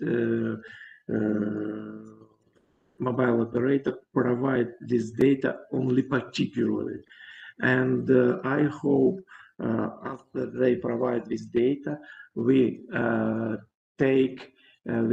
get and calculate this correlation coefficient, and I hope we can provide more accuracy data about migration across the border and inside the country, because we don't have accuracy information about this process, because people move from one region to another regions, but when the situation to stay better, they come back in region. For example, Kharkiv or the other region there we can observe the tendencies that people come back in their houses, because for people it's very difficult to stay in other place because it's very expensive for them. Yes, they have international humanitarian aid, any fund help, but for them, very important to come back for their places. Yes, of course, if only these places not destroyed by the Russian missiles, unfortunately. Sorry for this wide answer. I hope what I answer for your question. Sorry. No, it's very interesting to get to know. Thank you very much, Igor, for that. I would like to ask Professor to try to reply to the second question. At least we have, I think, three sources, routine sources, right? Mortality data, which on a routine basis includes the nationality. Then we should think about EU Silk, I think, that is potentially, because it's on a yearly basis, right? So it will be a good source. And the last one, but I think is this European Health Interview Survey, which in Poland will be carried out in 2023. So in the very near future, because last one was in 19. So this potentially can supply us with some additional information on migrants. Yeah, I'd like to add that we have people today with us from our department that is responsible for healthcare statistics, for health statistics, as well as from the regional office, I guess, because I saw the driver. So probably there's someone from the regional office in Krakow that specializes. We have this internal system of specialization. So this office in Krakow is responsible for health statistics as well. So I'm glad that you're here and you're listening to that, because you know what the needs are.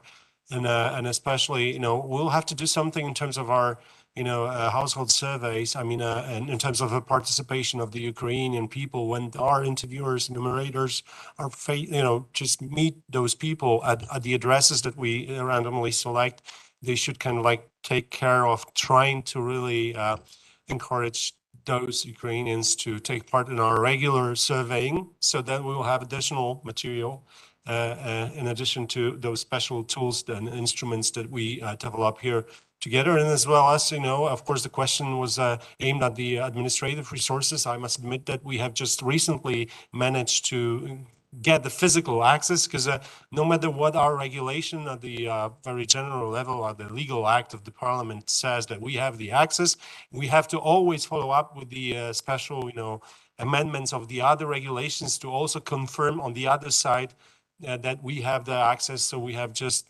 managed to get the access to the other resources, administrative resources that have been created for the Ukrainian case after the war started just recently. And we have established internally a special task team that is dealing with the we call it Ukrainian statistics. So whatever is in regard to not only migration, but also these health issues and maybe some other issues, as I have just alluded to, monetary issues, those regular GDP numbers, those are, we have a lot of recommendations how to deal with this special situation in this regular production of statistics. So we'll certainly follow up with the new data sources, and I would like to add those to also our future cooperation that I hope that we'll discuss today and tomorrow later. And I think that there's a lot of, yes, please. I think it will be important to have Ukrainians included in the studies, in the surveys, right? Because what we need for them is the control group, in a sense. As I said at the beginning, we should compare their situation to situation non-migrants. I mean, those residents of Poland, to see whether there's really a gap or there is no a gap. And that's a very important, crucial question. And that's the only way to have them both. I mean, in one research, in one survey, in one study, and then compare and look at the weak points and where we lack the intervention, in a sense. Thank you. Thank you. So please allow me to kind of like finish this panel and give the floor to the master of the ceremony, because we're a little bit behind this time schedule. So thank you very much for participation. Thank you, Ihor. Thank you, Steve. Thank you, Professor Bogdan. Yes, and thank you all the guests and Professor Robert as well, and all the people. And the time for the closing will come, so I shouldn't continue. But I wanted to thank WHO as well. Let's wait with this. And thank you very much from Ukraine. It's a great pleasure for me to participate in this great event. And congratulations, Dominic. It's a great event. Thank you. Thank you, everybody who will be with us here. I think that it was success for us, for you. And I would like to welcome, of course, Ms. Paloma Cucci to give some remarks, closing remarks, with our President, Dominik Rozkrut. Yeah?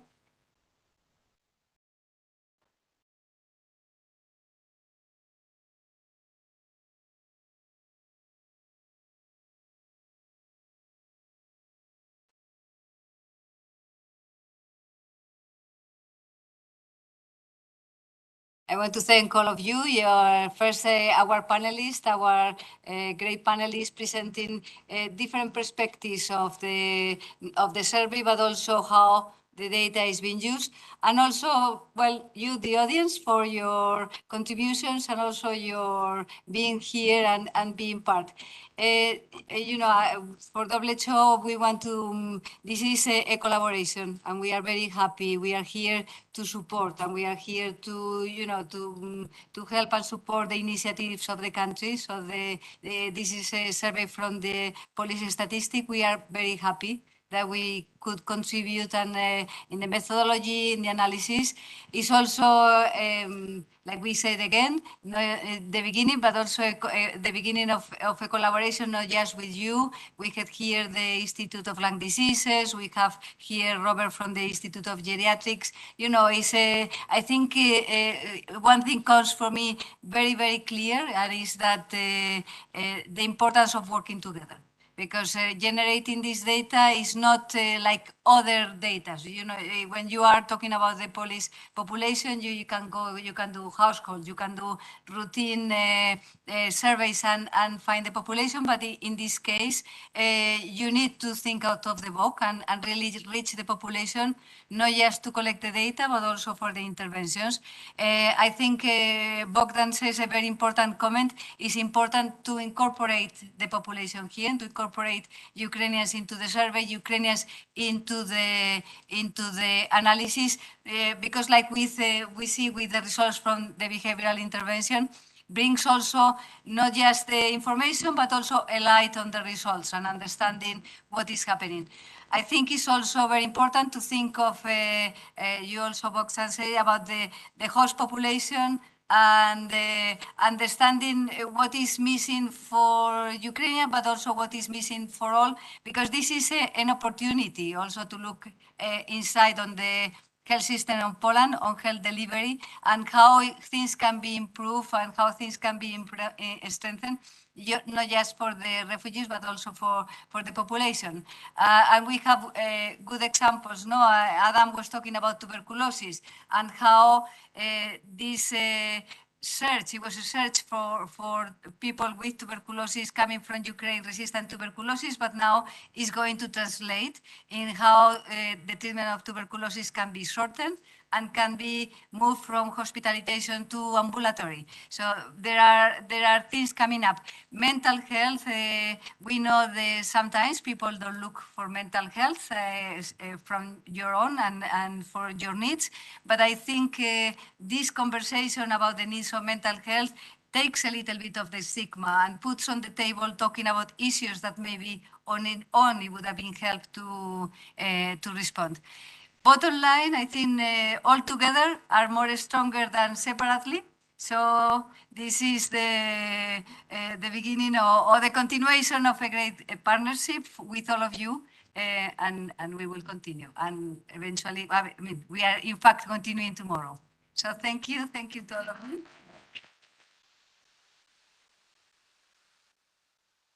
So I would like to just quickly add my thanks to the WHO. I just divide the international organizations into those that know better and those that come and cooperate, and then you're in the second group. I'm very glad because what we did together is of so much bigger value than if we would try to do that separately, and that's the most important thing, that we did it together.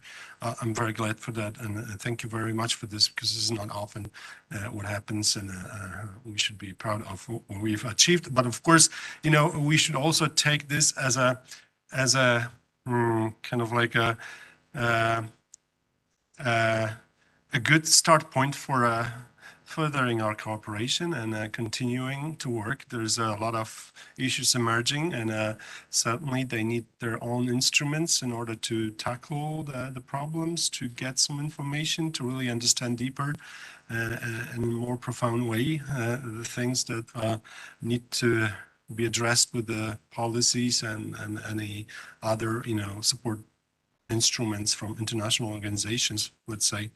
So thank you very much for that. It was a really pleasure. I would like to thank everyone in my office that has been involved since the beginning. We started our journey in the Rzeszów office, but then I remember Anna came with a message from WHO and that there's an interest on your side, and I think we've been acting very quickly, and here we are today having this very interesting report. I'm very proud of that.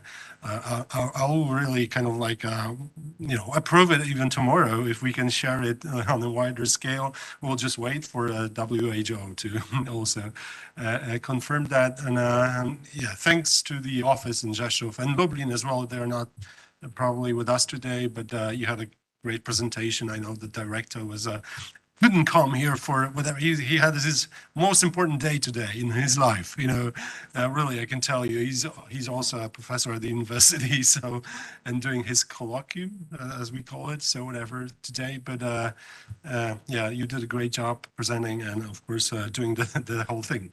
Thank you very much, and I'd like to invite you for just simple lunch, because we really have been sitting here for long, and we'll have a chance to continue our talks as well in a more informal way. Thanks to all the panelists and whoever was joining us today online. Thank you all for participation and really paying attention to this important work. Thank you.